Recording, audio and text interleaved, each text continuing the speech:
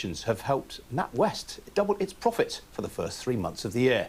The bank reported operating profits before tax of £1.2 billion for the first 3 months. That was up 40% on the same period last year and compared with £573 million in the final 3 months of 2021 and higher than most analysts had predicted. Well, total income for the 3 months to the end of March hit £3 billion. That was up 16.8% year on year. Well, I've been speaking to NatWest Chief Executive Alison Rose and began by asking her to sum up the first quarter. It's been a very strong performance in the quarter. Income is up in the bank, operating profit up, and we're delivering on our targets. So a very strong financial performance by the bank in this quarter. Now, you've had an impairment credit. In other words, some bad debts that you expected in previously haven't materialised. That might surprise people given a lot of the uncertainty. Yeah, our book is performing very well. We're obviously very cautious about the outlook, but we're not seeing any signs of distress in our customer base at this time. But obviously we're really mindful of the cost of living crisis and all of the concerns in the economy affecting our customers. But what you can see from how our customers are performing today, very resilient and very strong. So very low impairments, no obvious signs of distress. But obviously we're really mindful of the concerns that are out there around the economy and the cost of living for our customers. I mean, looking at the loan book, retail lending was up 1.5% during the quarter. Commercial lending was up by 1.9% during the quarter. Where do you see demand for credit going for the rest of the year? Yeah, I mean, it is, lending is up, and what you're really seeing in that performance is that post-pandemic recovery in our customers' performance and demand coming back. So for retail and consumer customers, what we're seeing is, increase in travel spend, increase in spending on travel and entertainment and general spending. I think if I look forward, where will that go? It really depends on the outlook for the economy. And we know that inflation and rising rates. So I think we're a little bit cautious about what will happen to retail spending. But for example, the mortgage market continues to be very, very strong, and we're seeing good demand there. But our focus is making sure customers have all the information and help they need to manage their finances, which they are doing very prudently at the moment. But it's that post-pandemic recovery that you're seeing is much stronger than perhaps some of the headwinds at this point in time. On the business side, we're seeing a good recovery of business. Some of the trends we saw in Q4, supply chain, working capital, all of those demands as people ramp businesses back up. And so that demand is coming through. We're seeing a lot of demand for green financing, infrastructure financing, and businesses generally getting back online post the pandemic. But again, I think as I look forward, what will it look like? It's really going to depend on economic recovery. It's going to depend on how businesses manage and their confidence as they move forward into the year. But we are still expecting to see continuing demand. And from our perspective, we're able to support customers with that. You touched just now on the mortgage market. Your margin in mortgage lending was actually down. It's clearly very competitive.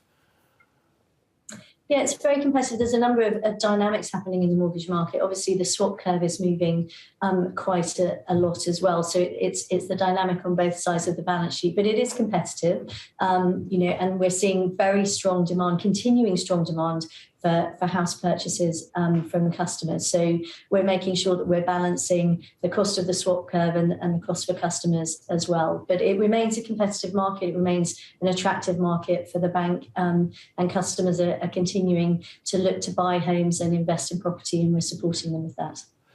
Now, you haven't updated your economic forecasts today. Is it still your base case that the UK will avoid a recession? We haven't updated the economic forecast, and we would normally do that at the half year rather than the quarter. I think we've got a really interesting dynamic at the moment. There is a lot of concern around inflation and interest rate rises, and that's a really unusual dynamic, something that people haven't had to deal with perhaps for the last 10 years. And we know inflation is rising and there are concerns there. But on the other side, we are still seeing strong demand from our customers and a strong recovery from the pandemic. And businesses have been remarkably resilient as they've coped with the pandemic over the last few years and coming back into recovery. But there are challenges ahead. We're seeing supply chain pressures, the risk of inflation, rising rates, and that disruption. So we're keeping a very cautious eye on it and making sure, most importantly, we're helping customers and businesses sort of start planning and dealing with these different pressures that they're now facing. You mentioned the interest rate outlook there. I mean, this is quite a cultural challenge for you, isn't it? There must be a lot of your employees, a lot of people who are involved in the business of lending, who've never actually been working in an environment where interest rates have been rising. Yeah, I mean, it is, and I think that's true of business owners and consumers. We're coming out of a very long period of very low interest rates. And if you are a business owner, you haven't really had to deal with rising rates. You haven't had to deal with inflation, as well as, some of the supply chain disruption. So a lot of our, for example, relationship managers are spending a huge amount of their time, very, very sector focused, helping customers really plan and think about how can I manage those different dynamics that are going to be affecting my business. And I think that's the main point for a lot of people. This is a very unusual environment they haven't faced for a long time, and it's clearly causing anxiety. So what we're trying to do is get ahead of that and really talk to customers, whether it's helping them do a financial health check or, with our specialist relationship managers, talking to particularly some people in the agriculture sector to say, how do we deal with this? How do you plan for this? What are the different ways you can manage these different pressures in your business that you perhaps haven't had to face before? Luckily, we have a very experienced team here who can do that. And I think we're really encouraging people to come and talk to us early, because we've got help and advice and tips of how to deal with these different challenges that people haven't faced for some time. That was Alison Rose from NatWest speaking to me a little earlier. Well, some other business news stories for you now. And Amazon has reported its first quarterly loss in 7 years as it was hit by higher costs and lacklustre online sales. The e-commerce giant reported a net loss of $3.8 billion during the first 3 months of the year. That compared with a profit of $8.1 billion in the same period last year, when spending was boosted by COVID restrictions. Also contributing to the loss was a $7.6 billion reduction in the value of the company's stake in the electric car maker Rivian. The shares fell by 9% in after-hours trade. Drug-making giant AstraZeneca has reported better than expected sales for the first 3 months of the year amid strong demand for its blockbuster cancer treatments. The company reported a 60% rise in sales for the quarter to $11.4 billion, reflecting, among other things, explosive growth in sales of the blood cancer medicine Calquence and the diabetes treatment Farxiga, which achieved quarterly sales of $1 billion for the first time. But AZ warned that it expects sales of its COVID vaccine, developed in partnership with the University of Oxford, to fall this year. And Reckitt became the latest consumer goods company this morning to warn customers of looming price rises. The maker of Airwick, Clearasil, Durex, Harpic and Finish said the percentage increase in its costs during the first 3 months of the year had been in the high teens, and said it would seek to pass some of that on to consumers.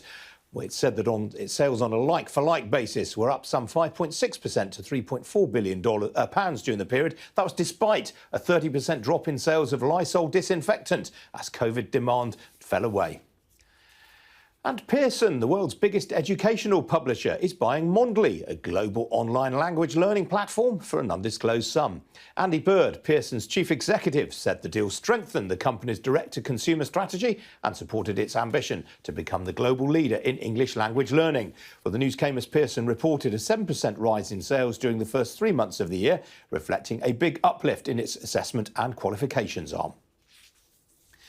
Now, the role of private equity has always been controversial. Only last week, private equity bosses were accused by union leaders of plundering the UK's high streets.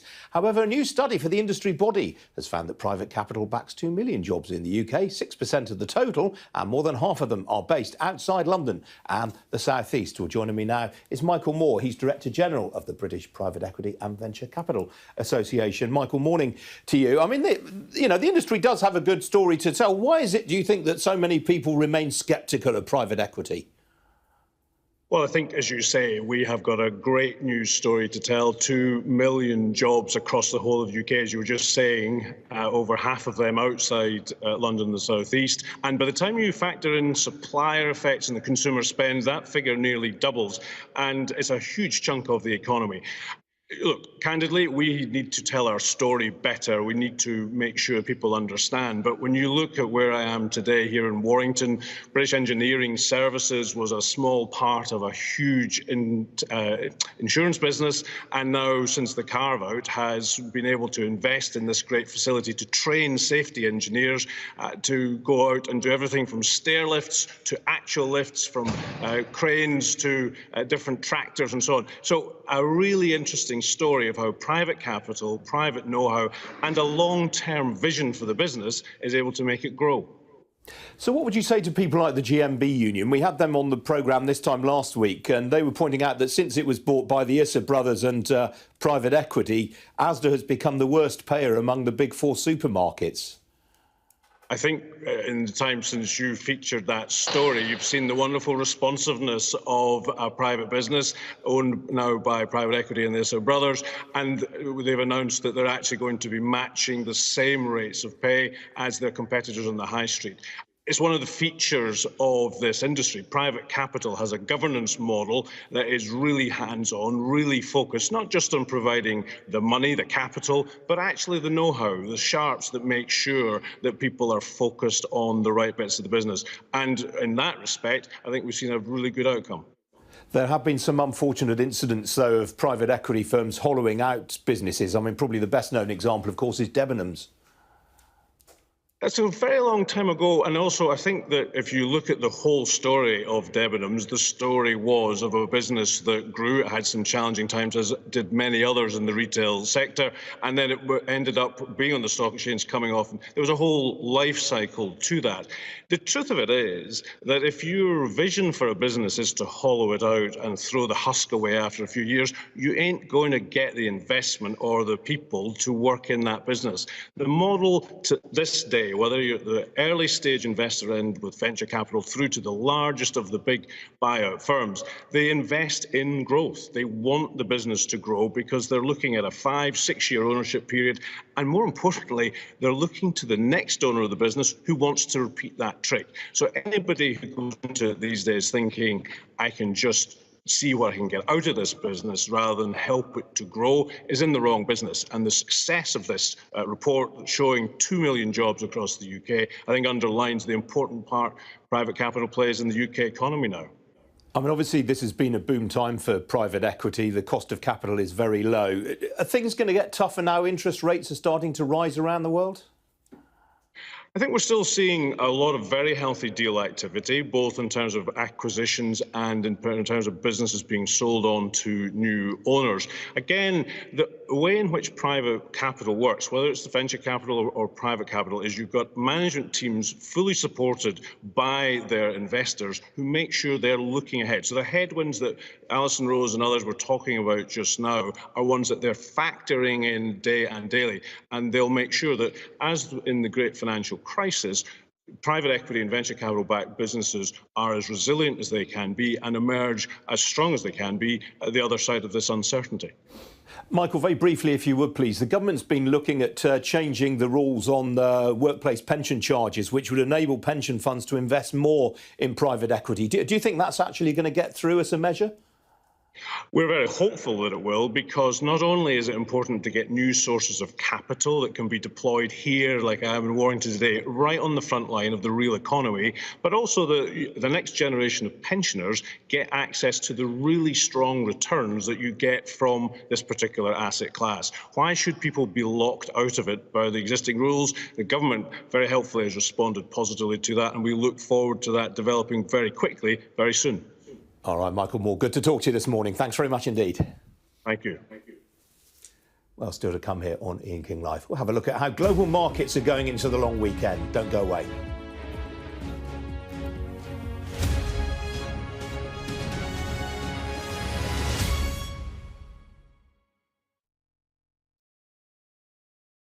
The bottom line is books have been written describing the two countries as destined for war.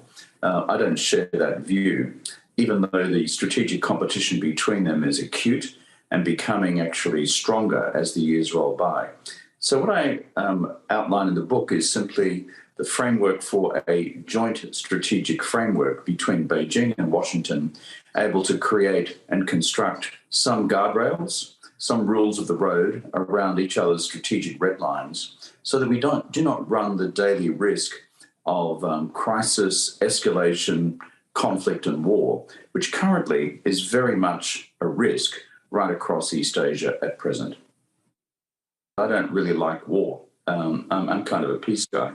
But in this sense, I'm also a deep strategic realist. I don't believe you can achieve long-lasting peace and stability with the People's Republic of China, governed by a Marxist-Leninist party, by advanced hand-holding and Kumbaya 101.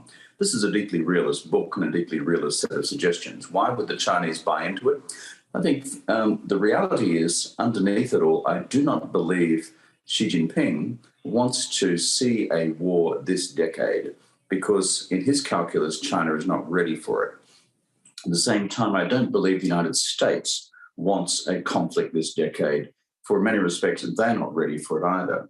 And I use the term catastrophic because there's no way you can have a limited war over Taiwan. It would automatically escalate. So based on that realist premise, I put forward a number of practical guidelines and guardrails within the 4 or 5 core strategic red lines which govern the US-China relationship.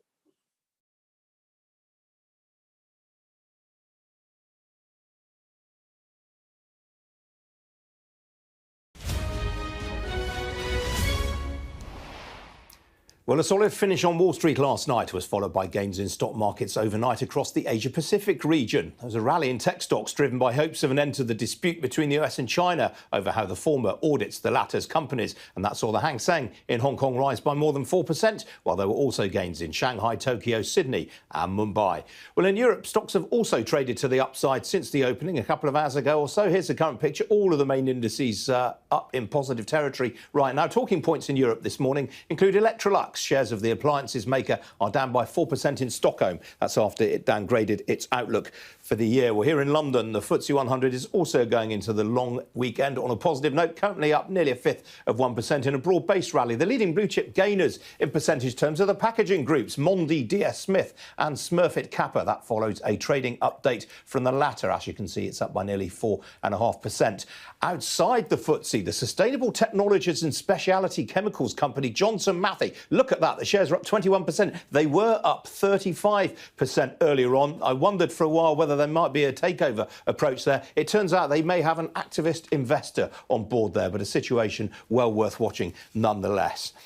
Among the fallers in the mid-250, the meat products group Cranswick, its shares are off by nearly 7% right now on broker comment.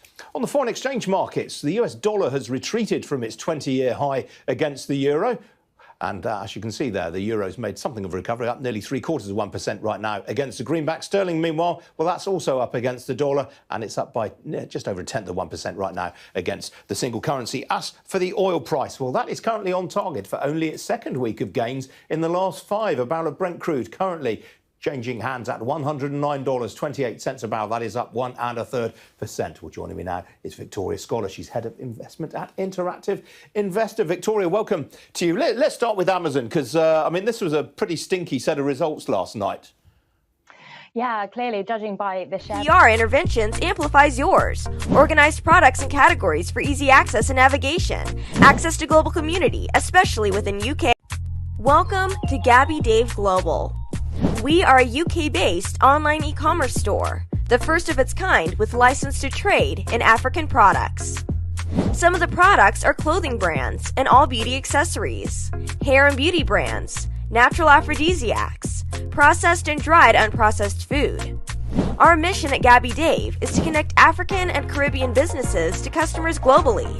At Gabby Dave, we ensure our sellers get the best deal for their products. We are not just here to help you reach a wider audience.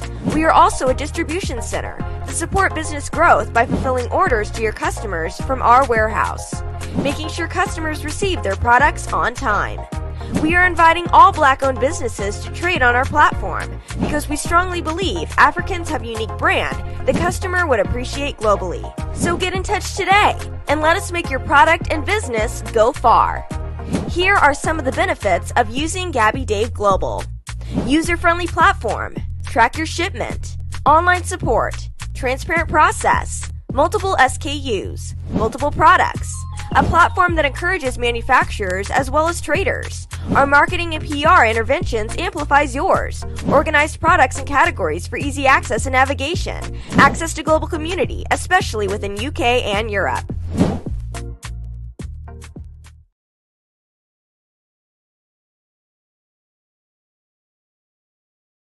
Africa. With SendWave, you can send money to Ghana, Nigeria, Kenya, Uganda, and Tanzania. And the best part is, SendWave is absolutely commission-free. Our exchange rates are excellent. You can see for yourself by checking them out on our website. So how do you use SendWave? SendWave is an app that you can download onto your phone from the App Store or Google Play Store. The app is free to download. After downloading it, just open the app and enter your name, email, and phone number. That's it. You're good to go. Make sure you use the promo code SR. S for Starr, R for Radio. This promo code will give you £5 free credit to send to Africa on your first transaction. Your money will be delivered to your recipient within seconds. Feel free to call me on 0749 7377 647 at any time. I'll be happy to tell you all about SendWave and help you in any way I can. Remember to use the promo code SR for £5 free credit. Medasse. Tune in to On Point here on Star Radio UK with Empress Regina every Monday at 5 p.m. GMT. Looking forward to your company. Hi everyone, it's your girl BB Clemens, the author of How to Go From Employee to Entrepreneur and the host of your weekly business show, BB Means Business, the show where we discuss everything you ever wanted to know about business but you were afraid to ask. How do I start my business? How do I raise the finance? How do I grow my business? Where am I going to find my customers? Join me every Tuesday at 1:30 p.m. on Star Radio UK to get all the information and tips that you need to become a successful entrepreneur and become financially free. Remember, don't let life dictate to you. Rather, put your signature on life.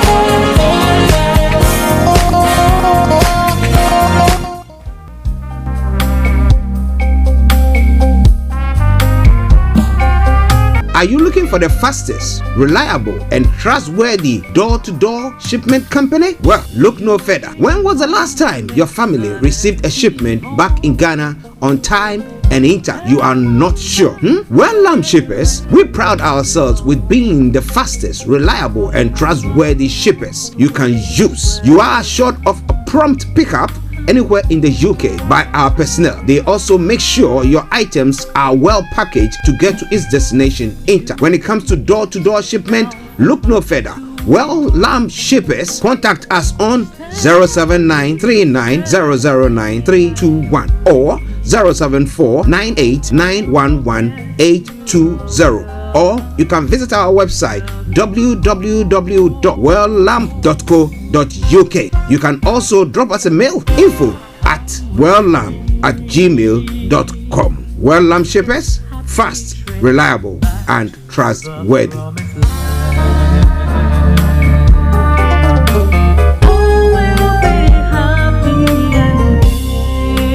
Hi there. Are you dreaming of owning your own house in Ghana? Then you will need a well-documented piece of land that is free from troubles.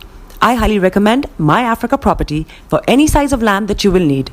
With My Africa Property, lands are available in Pram, Sopoli, Tohenia, Ogome, Dodova, Winneba, and many other locations at affordable prices. These locations are about an hour away from the airport, only 35 minutes from the motorway, 10 minutes drive from Central University College, 10 minutes drive to the beach, and close to Pram Senior High School and Ghana Men's Soccer Center of Excellence. For more details, visit our website www.myafricaproperty.com or call our UK office on 0208 123 2523. For our US and Canada offices, call us on +1 585 184 994145. You can also email us at ghana@myafricaproperty.com. Check me out. He tells me my energy is making him tired. Yes! How do you get the energy to do I've been told that I have a lot of energy, but my goodness, I think today I have met my match, people. I have met my match, Miss Suzanne. Wow, amazing. One of the things that's the start of the darkness. Of darkness. So what did that? Myself and the world will adjust. And 2019. Forget the proverbial boardroom. Join me, Simone Frazier, on The CEO, the program that gives you the driving seat over your life. Every Tuesday, 8 p.m. only on Starr Radio. Getting onto the property ladder has never been easy until now. Join us this and every Thursday from 7 p.m. to 8:30 p.m. live on the Property Hour Show on Starr Radio UK, where we talk to mortgage brokers, property developers, estate agents, landlord, tenant, property consultants on how to invest or get into the property business and make money. You can't afford to miss this. The Property Hour Show is your best source into the property industry. Hi guys, this is your friend Uruj from SendWave. SendWave is a money transfer app that is used by people all over the world to send money to their loved ones in Africa. With SendWave, you can send money to Ghana, Nigeria, Kenya, Uganda, and Tanzania. And the best part is, SendWave is absolutely commission free. Our exchange rates are excellent. You can see for yourself by checking them out on our website. So how do you use SendWave? SendWave is an app that you can download onto your phone from the App Store or Google Play Store. The app is free to download. After downloading it, just open the app and enter your name, email, and phone number. That's it. You're good to go. Make sure you use the promo code SR. S for Star, R for Radio. This promo code will give you £5 free credit to send to Africa on your first transaction. Your money will be delivered to your recipient within seconds. Feel free to call me on 0749 7377 647 at any time. I'll be happy to tell you all about SendWave and help you in any way I can. Remember to use the promo code SR for £5 free credit. Body is your ma. Bekutu. Show them you got the cocoa set. Ladies and gentlemen, it's your boy Harry Song, aka Mr. Songs. This is the Kingmaker Baba for the girls. We're here. This is Starr Radio. Don't go nowhere. UK, London. We they call them London for home. For here, we they call them London. And that's how you know. Just have fun. The coolest way to start your weekend. Broadcasting worldwide, online 24/7. All around the world. In your car. At work. At home. On your smartphone. This is Starr Radio UK. Are you ready to turn it up? 10, 9, 8, 7, 6, 5, 4, 3, 2, 1. Birds flying high, you know how I feel. Sun in the sky, you know how I feel. Breeze drifting on by, you know how I feel. It's a new dawn, it's a new day, it's a new life for me. And I'm feeling good. Hey there, this is Archie.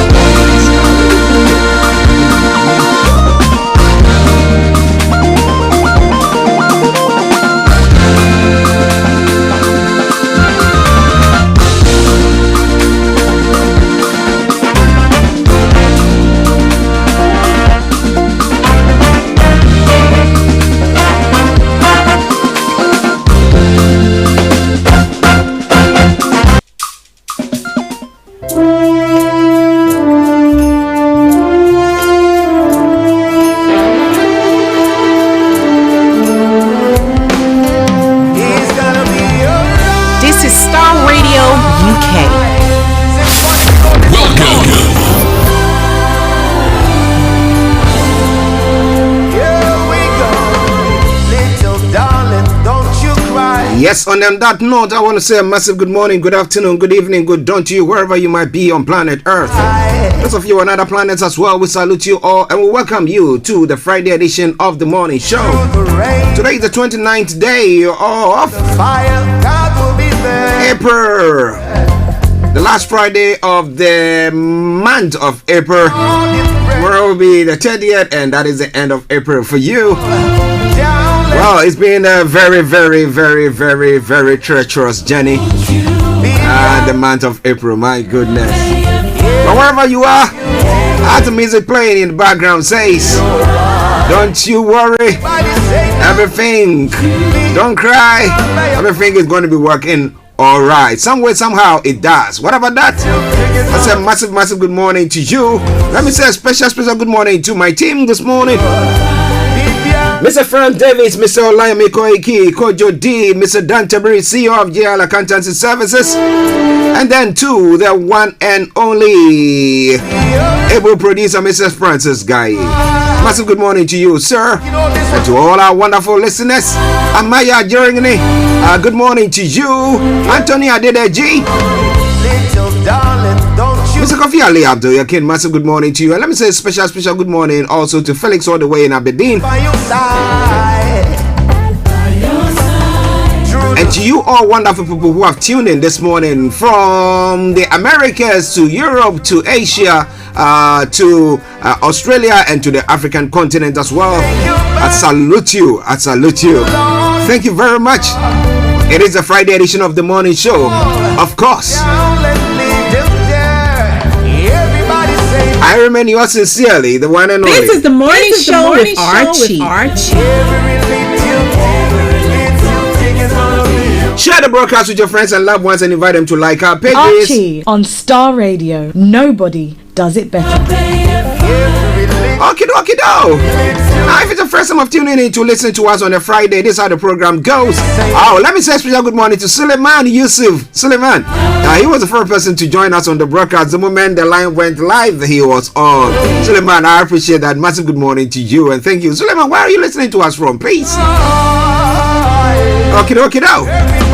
Now, as I was saying, now if it's the first time of tuning in to listen to us, I'm going to bring you the quote for the day. The weather forecast will follow suit, then the travel update as well. We're going to look at some of the stories making the rounds across the globe, known as global trotting. Then after that, we'll be having updates from Nigeria. A list of stories that we're going to be looking at. Mr. Olayomi Koiki has already posted on our Facebook page, so you can go there and have a look at it before we come on. During that discussion, you can post your comments on our Facebook page and I promise you I'm going to read it. But then after that, after the updates from Nigeria, we'll go on to other parts of the world looking at the stories making the rounds. There are some interesting stories from Ghana that I want us to have a look at. Democracy. Oh, Suleiman, thank you very much. Suleiman in London. Suleiman, maybe one day you're going to be a mayor of London. What do you think about that? Yeah, we'll be campaigning for you. So start with your, what do you call it, the barrow in which you are, and let's push it. Let's push that agenda. Mayor Suleiman. Okay, so thank you very much to each and every one of you for tuning in once again. Then at 12 o'clock, the lines are open for you to add your voice to the discussions. We move on from there, and exactly at 12:30 we'll cross over to Kent, where our money man is, to have time with him on the money hour. So in the gist, that's what's going to be happening this afternoon or this day. But once again, welcome to the show. Don't touch the dial. Keep your dial still logged on Starr Radio UK. You know what? It is your favorite African and Caribbean radio station in London. Okay, so the quote for the day says, look first within yourself before you look at others or go about finger pointing. Look first within yourself before you look at others or go about finger pointing. When you point your finger at one, you point one finger at people or whoever, how many of the fingers are pointing at you? Majority of them. Okay, is it 3? Or, interestingly, when you do that too, you point this one and the thumb, where is it pointing to? It's not pointing at you, so you have 3 pointing back at you. Alright then, so you carry the majority. So check yourself first before you go on to chastise others and critique others as well. But this one coming your way from Starr Radio UK. Now, interestingly, the bank holiday in London or the UK, the May bank holiday. So Monday we're not going to be in, but hey, look at the weather. Have we got anything? If you are planning to do any celebrations, anything at all over the weekend, well, Today in the afternoon, this afternoon will be rather dull and cloudy throughout, staying largely dry in the afternoon, but with a chance of the odd shower in places. A gentle breeze is expected as well. Tonight, cloud will become patchier for many before fading away overnight. Now, tonight will be dry with widespread clear spells throughout. A calm night with light winds as well. Now, temperature is going to be 13 degrees, the lower is going to be 4 degrees. Pollen level is going to be high, UV level is going to be moderate, pollution is going to be low. Sunset 2020, sunrise for tomorrow morning 05:37 hours. Now, when it comes to tomorrow, Saturday will be another largely dry day with plenty of sunshine. There will be areas of cloud for many during the afternoon, but there will still be bright spells in places. A milder day expected as well. Then comes Sunday and Monday. Sunday will be a rather cloudy day with spells of patchy rain, turning drier towards evening with cloud breaking and a few sunny spells developing. Now, Monday will see a mix of variable cloud and sunny spells with a few showers developing in the afternoon. So, in a gist, that's what the weather is going to be for you this bank holiday weekend. It's all coming your way from Starr Radio UK, playing in the background something from Akase Brimpo. So don't you cry, everything's gonna be alright. Don't you worry, I'll bring you the full song in a moment. But now, let's take a quick break and I'll bring you the travel update. It is Starr Radio UK, your favorite African and Caribbean radio station in London. Tune in to On Point here on Starr Radio UK with Empress Regina every Monday at 5 p.m. GMT. Looking forward to your company. Check it out. Keep your eyes on the road. Anything that you will never do. Keep your eyes on the road. Check it out. This is Radio. Okay, so keep your eyes on the roads. Keep your eyes on the roads. I'm keeping navigated. I promise I'm on the Starr Radio UK travel update that comes to every weekday from 10:40. It's now 10:46. Now, those of you traveling on the underground this morning, on the underground, district line is partly suspended. No service between Upminster and Barking while they deal with the customer incident. Tickets are being accepted on C2C, DLR, and buses via any reasonable routes. There are good service on the rest of the line though. Now, when it comes to the Hammersmith and City line, severe delays between Liverpool Street and Barking while they deal with the customer incident there as well. Okay, and the Metropolitan line also got, they are running a special service on the Metropolitan line. And to further notice, please check before you travel. But as you know, the Northern line until mid-May has got part closures. To the side, all the others have got good service. Now, London Overground here for real, DLR, London Tramlink, good service there as well. Keep your eyes on the roads. Keep your eyes on the roads. I will keep you navigated. I promise I'll on the Starr Radio travel update that comes your way every weekday from 10:40. So, moving on to the major roads in London. What have we got in stock for you? So, A24, A4, Central London Red Roads and South Circular A205 have all got closures. Not Circular A406, serious delays. If you can avoid that, do your best to avoid it. Now, moving on straight to the River Bus, apart from the Woolwich Ferry that has got reduced service as I announced yesterday and the day before. Yes, all the others have got good service there. But keep your eyes on the roads. Keep your eyes on the roads. I'll keep you navigated. I promise. Our board. Now for the final segment, the National Rail, the First Transpennine Express has got special service, Gatwick Express minor delays, now Great Anglia special service, Northern Rail, Southeastern, Southern and Thameslink all special service. So once again, let me say it. Well. Good morning, good afternoon, good evening, good dawn to you wherever you might be on planet Earth. Enjoy your commute for today, but you know what? Continue to keep those eyes on the road. Welcome to Gabby Global. We are a UK-based online e-commerce store, the first of its kind with license to trade in African products. Some of the products are clothing brands and all beauty accessories, hair and beauty brands, natural aphrodisiacs, processed and dried unprocessed food. Our mission at Gabby Dave is to connect African and Caribbean businesses to customers globally. At Gabby Dave, we ensure our sellers get the best deal for their products. We are not just here to help you reach a wider audience. We are also a distribution center to support business growth by fulfilling orders to your customers from our warehouse, making sure customers receive their products on time. We are inviting all Black-owned businesses to trade on our platform because we strongly believe Africans have a unique brand the customer would appreciate globally. So get in touch today and let us make your product and business go far. Here are some of the benefits of using Gabby Dave Global.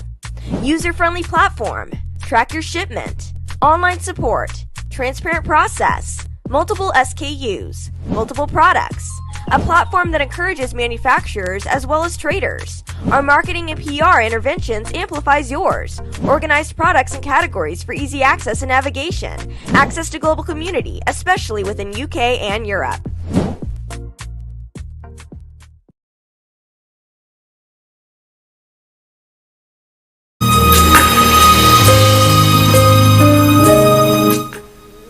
Welcome back to the program. It is Starr Radio UK. It is your favorite African and Caribbean radio station in London.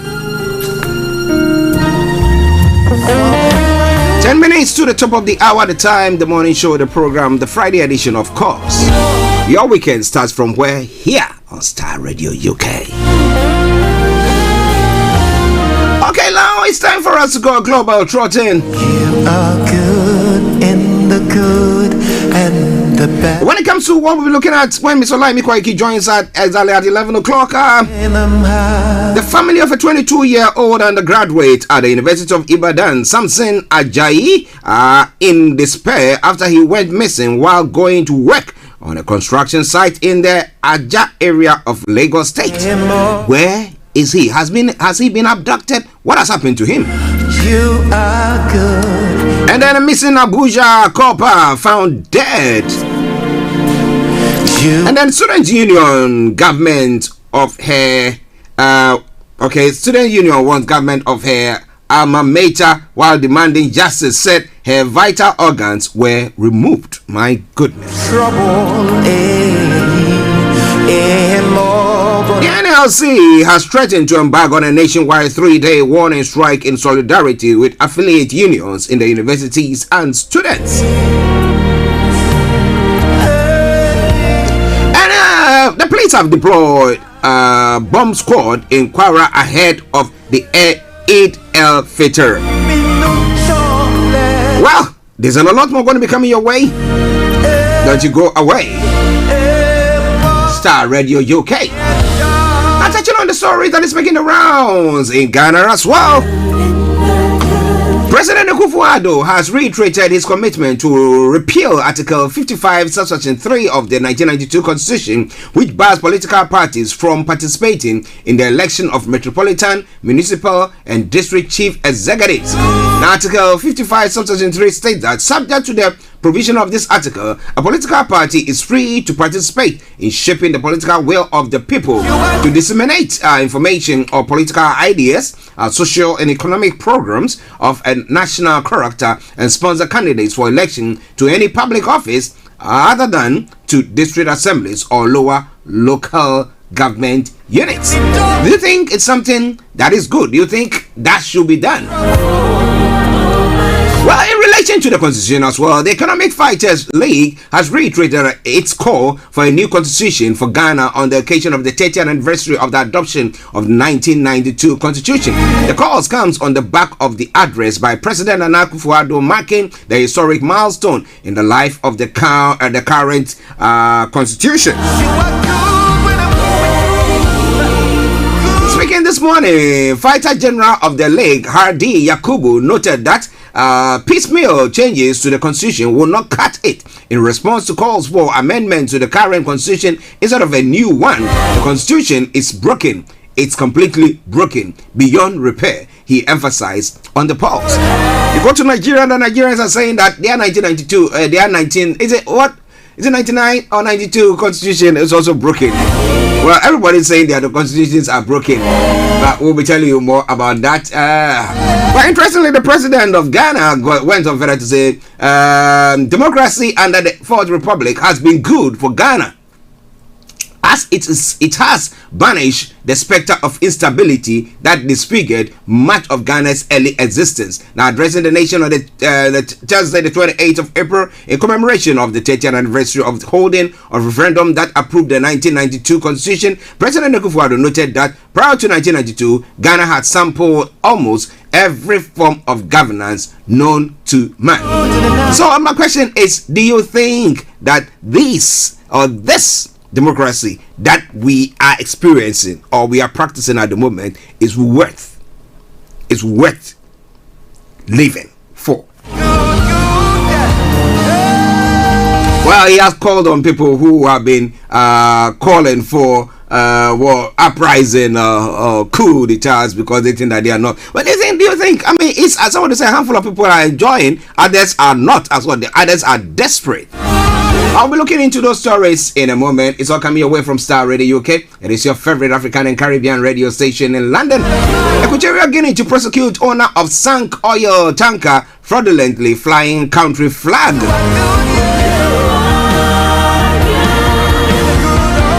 Ebola vaccination has begun in DRC after 2 deaths.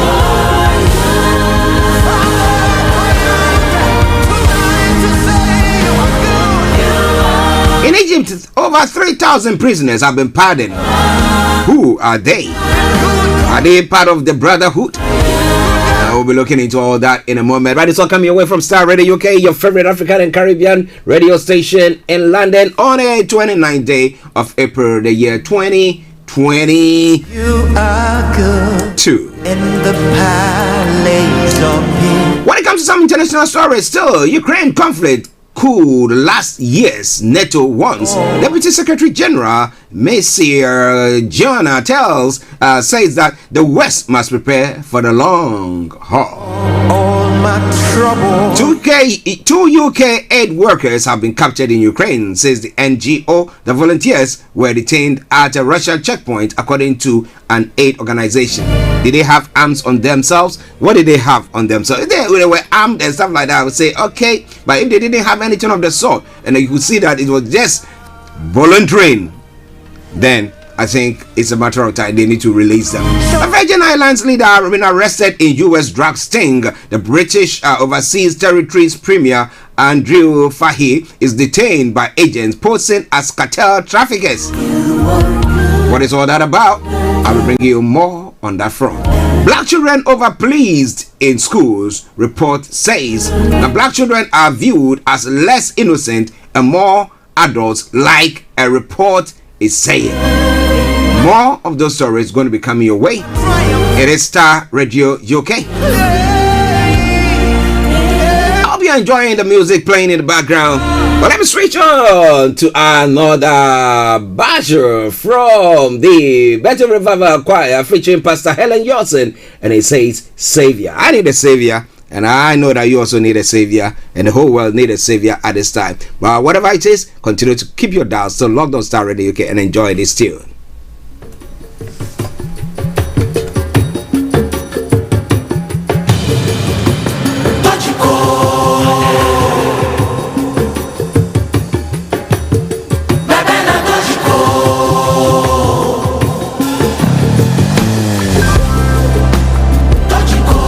Yeah.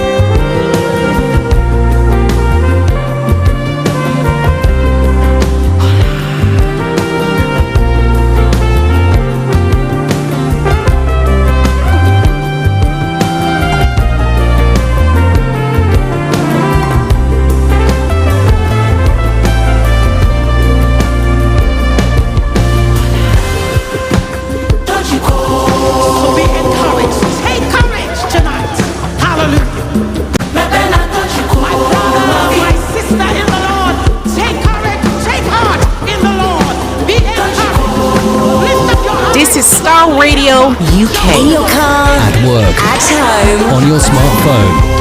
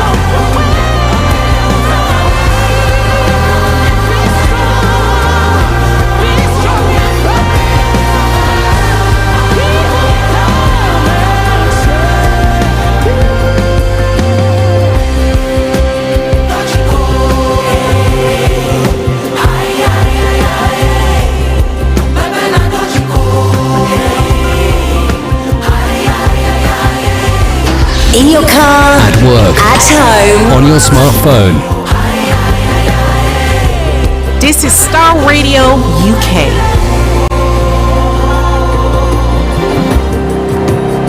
Are you ready to turn it up?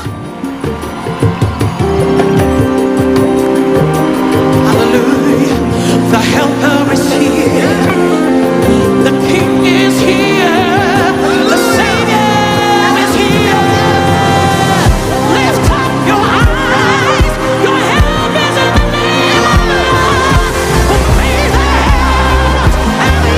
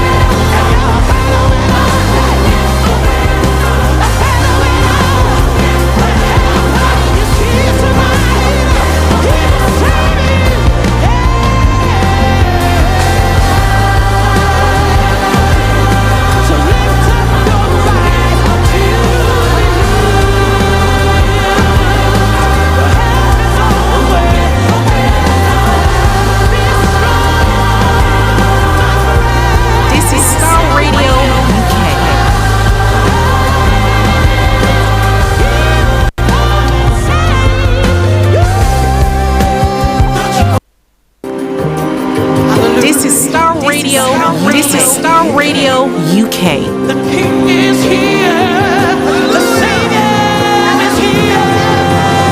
You are listening to Starr Radio Morning Show.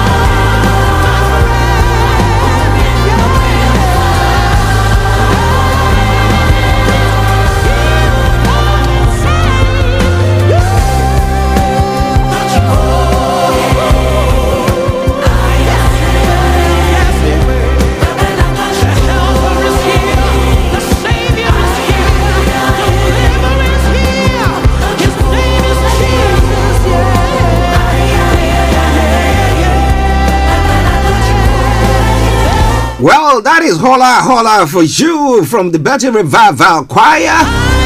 featuring Pastor Helen Johnson there. And I hope that you enjoy that tune this morning wherever you might be. It is Starr Radio UK, your favorite African and Caribbean radio station in London, and it is gone 6 minutes past the top of the hour, and I have our own, the one and only Mr. Olayomi Koiki, who has joined us this morning. He has his hat on, so I need to find out why has he got his hat on this morning. Have they finished with the fasting? But Yomi, massive good morning to you.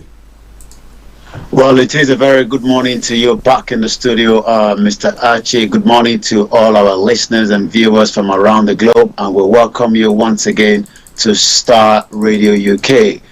It is the 29th of April 2022, 6 minutes past, and you're quite right. It is the last Friday as well, just before the Ramadan will be winding off, and we say good morning to all our viewers around the globe.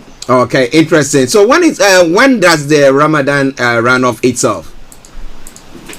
Well, the Ramadan, will be rounding up over the weekend, and there will be, the celebration that will be coming up, on Monday precisely, when, everything will completely be finished after the 30 days. But as you know, quite a lot as well. We will be touching on that because of the Eid al-Fitr.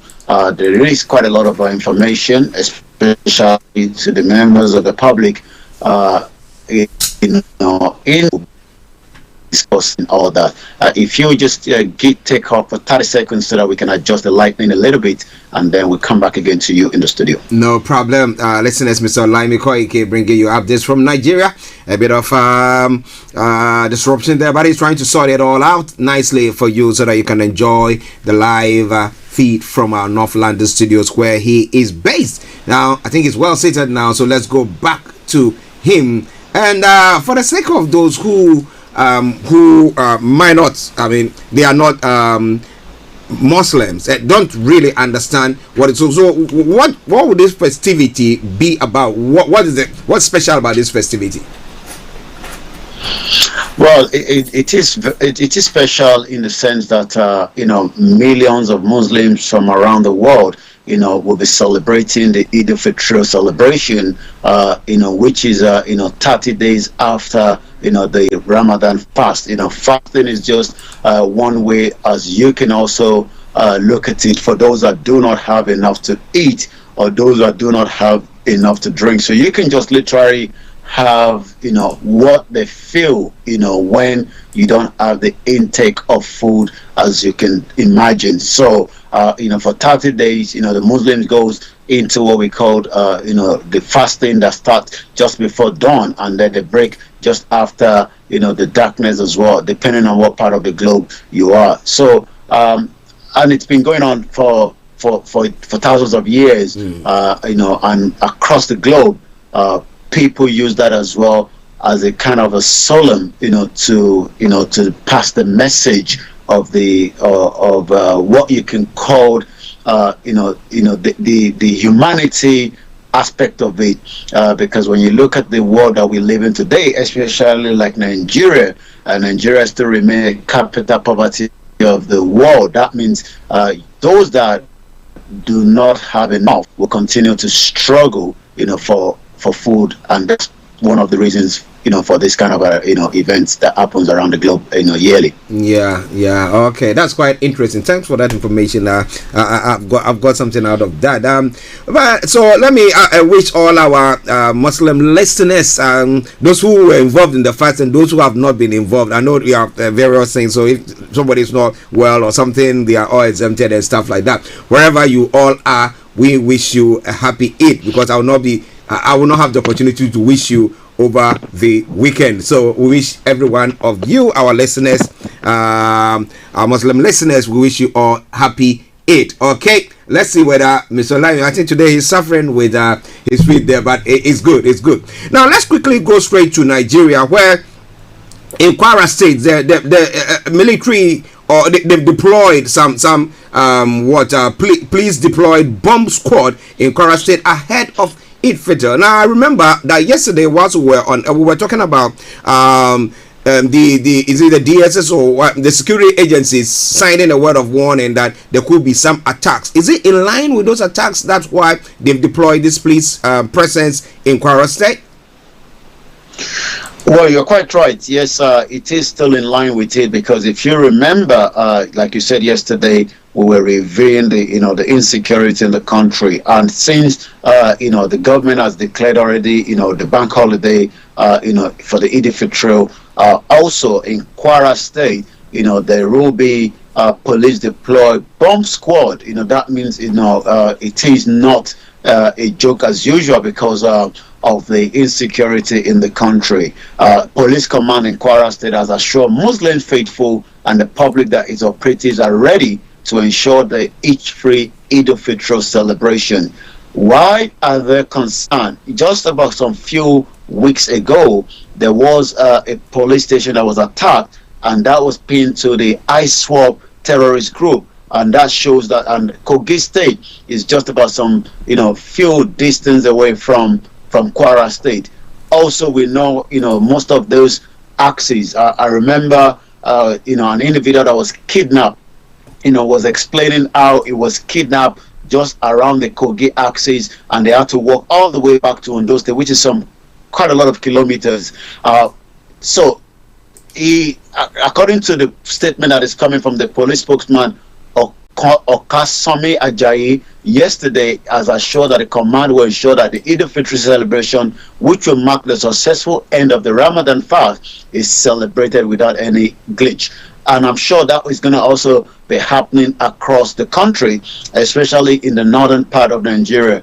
Yesterday, you will just wonder, the Nigerians suffering, where a newborn baby was posted from the terrorist camp, from those that were kidnapped on the 28th of March, during the bomb attack on the train from Abuja to Kaduna. So that means that one of the women that was in that train was almost due, and we know that because even the family spoke about it, but she has given birth, and the baby picture was released by the terrorists yesterday.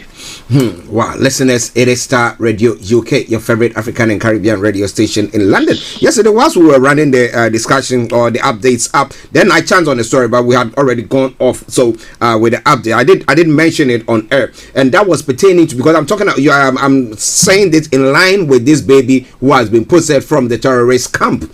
Now there was I think one of the top people in Nigeria, I've forgotten the name, I've forgotten where the story was as well, but he was saying that they are now looking at prosecuting families or individuals who pay ransom to these people who come to abduct them, invade their territory. So I'm looking at this and asking myself, if you are not being ready as government to provide the necessary security that people need, and when they are abducted because of the fear of they being killed or harmed or this, and they decide to pay that. I don't know whether you have any information pertaining to that story. Do you?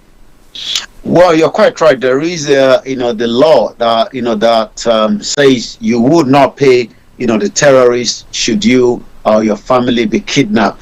The question is, if that is the case, would the government be ready to go after the terrorists and get people out when they are kidnapped? I do know that the president gave an order, just as he has done so many times some week ago, that all the security operatives must now do everything to get those that have been kidnapped to be released. I mean, we still have people that are kidnapped. I stumbled onto one of my messages from a family friend. Well, not just a family, but one of our listeners, on the radio and likewise on our other platform. And it was giving me a background to their sister that was kidnapped, has now been released. He sent the message just last month, but I've just been able to stumble across the message. And these are just so many Nigerians, that had to pay every ransom, to get their family, released. The sister, I'm just going back to our conversation. She was actually kidnapped. 10 million was delivered, which is a staggering amount of money when you convert that back to to pound sterling or dollars. Also, additional 3 million was now requested, and a 2 motorbike as well after the 10 million. All these took place in February, and as I speak right now, according to the message that I just stumbled across this morning, the family, thank God, according to him on the 22nd of March, glory be to God, she has been released. Thanks so much, brother. These are Nigerians that had to cough out, what we call, staggering amount of money before their loved ones are released from the captivity of of these criminal gangs. So when we go back to, 10 million naira equivalent to 768, to the exchange rate this morning, you are literally looking at just somewhere around almost 12,500 pounds sterling was what this family literally had to pay to get their loved one out, including 2 brand new motorbike. And they were also demanding a 3 million, but I'm not sure whether that was paid. But the first 10 million, which is about 12,500 pounds, was paid to get their loved ones out. The question then is, where is the government to have done the needful in the first place? It is sad. It is sad because I'm looking at it that, look, these people, it's not like they have the money sitting down, or they are so rich that the people are just looking at maybe abducting rich people from rich backgrounds so that they can pay. People, not ordinary people who, because of the fear of what might happen to them, now their families have to look for the money to go and pay this, and somebody sits there on their high horses and make that statement. Well, absolute BS. Now let's finish with the Eid Fitr and then the security thing. Now, when picking from what is going on the ground there, do you see Nigerians having that confidence that they're going to be protected, and those in the Muslim the Islamic group, knowing that, okay, yes, we'll be protected, and therefore they feel free that they will just go out and celebrate the way that they're supposed to celebrate, or there's going to be a cut down on the celebration? Well, it's a time of celebration, and we shouldn't be living in fear. But Nigerians have been living in fear, for a very long time. People will still have to go out, but what we can only advise, from this side, and what the government officials in Kwara State is saying is, people just to become more very, very vigilant, especially, in the due course of the insecurity across the country. So we hope, terrorists will not change the ways of life. And these are so many reasons, that we have discussed continuously, that even those that now determine that, when you look at the fraudulent 1999 Constitution, which is now being challenged, by the self-determination group Ilanomodo at Ado-Ekiti yesterday, where INEC and the AGF, the Attorney General Federation, did not turn up. The case has been adjourned. It still goes back again to the 1999 Constitution. The Constitution does not allow, a police to be set up in a state, because the Constitution does not allow it. In as much as, the insecurity now has gone to a stage where, they've set up the Amotekun, but they are not harmed. And that means, the terrorists still have a bigger advantage. I mean, if the terrorists were able to collect 12,500 pounds equivalent in Naira from one individual, then you can imagine the firepower that they have in their hands to continue to create havoc. Well, listeners, Starr Radio UK. We've got Mr. Frank Davis in the house as well. Let's say good morning to you, Frank. Archie, good morning, and good morning to our listeners. Olayomi, special good morning to you. How are you doing? I'm good. Yeah. Great. Now, a quick one.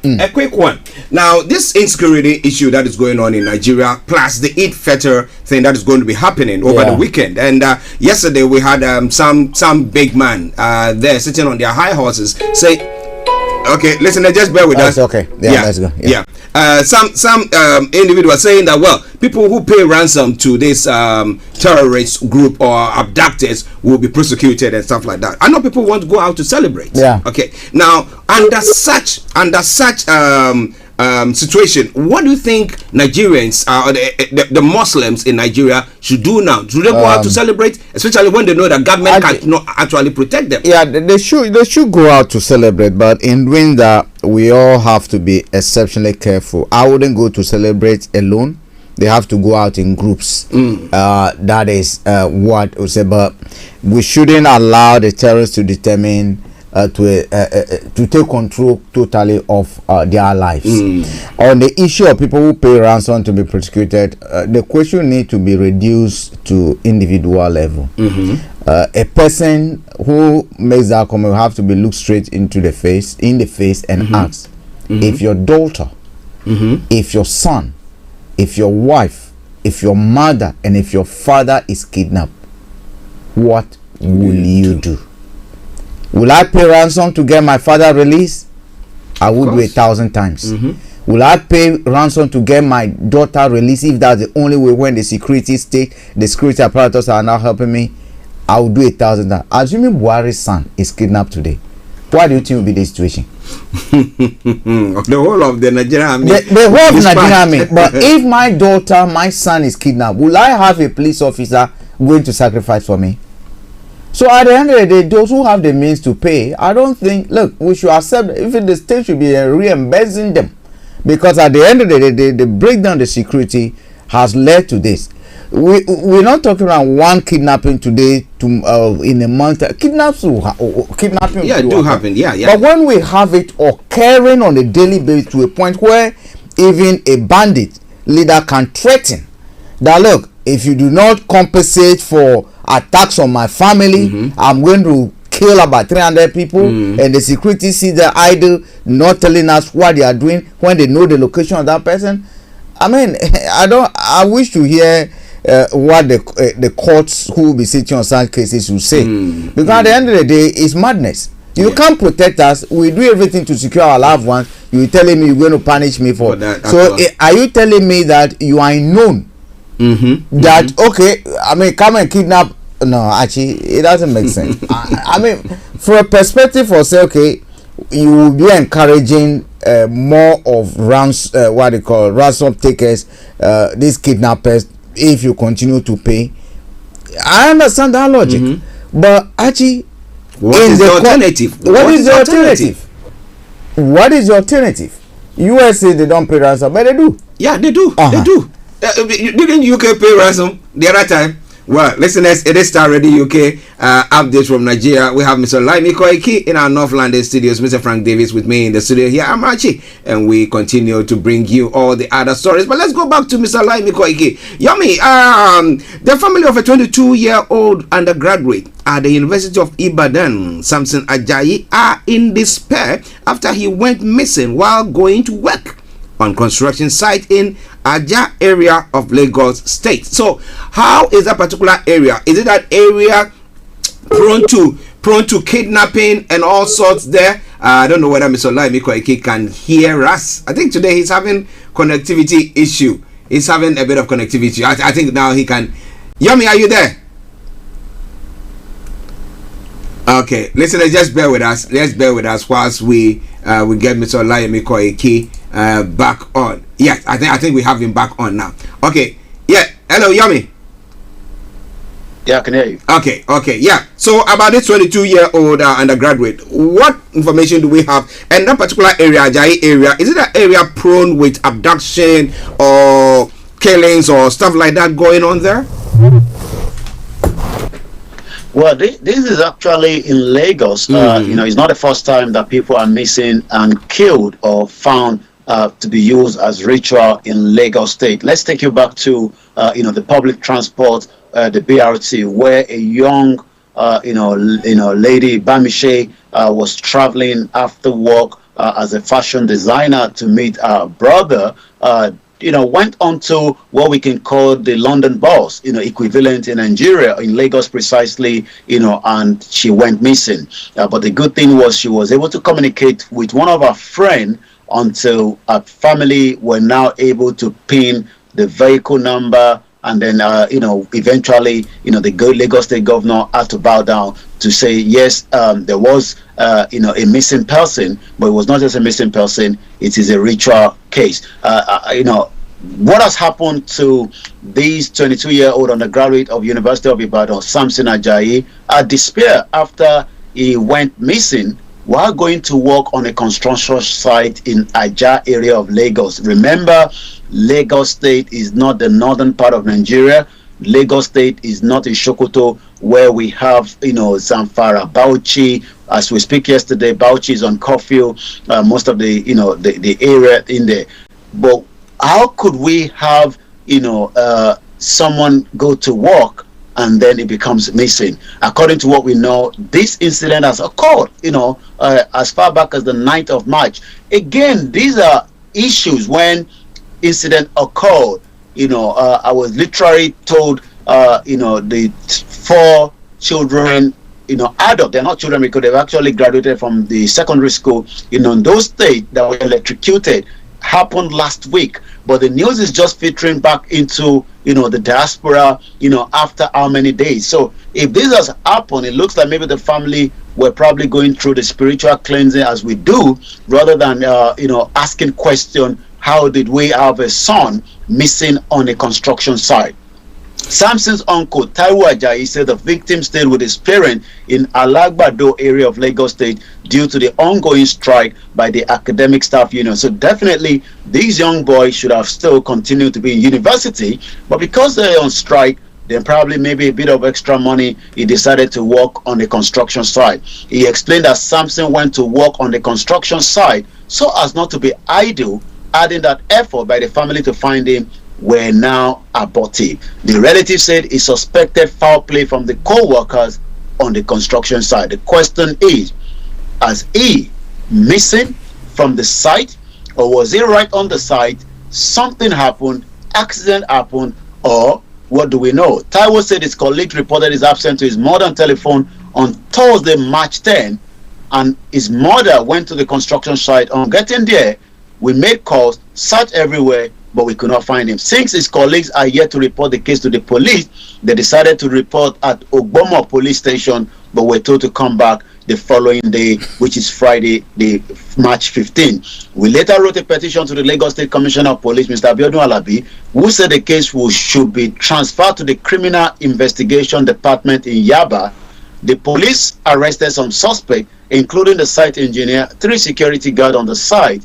However, they showed the family a burnt corpse. There were also trousers and shoes by the riverside, which they claimed to be Samson. We discovered that the body looked more than 2 weeks old. The body appeared older than my missing nephew. The suspects who were detained were later released. When we asked the CP, which is the Commissioner for Police, about the release, he said he was not aware. Now, these are just so many cases of injustice that occur in Nigeria. Remember yesterday we talked about, the young girl that was finishing, at the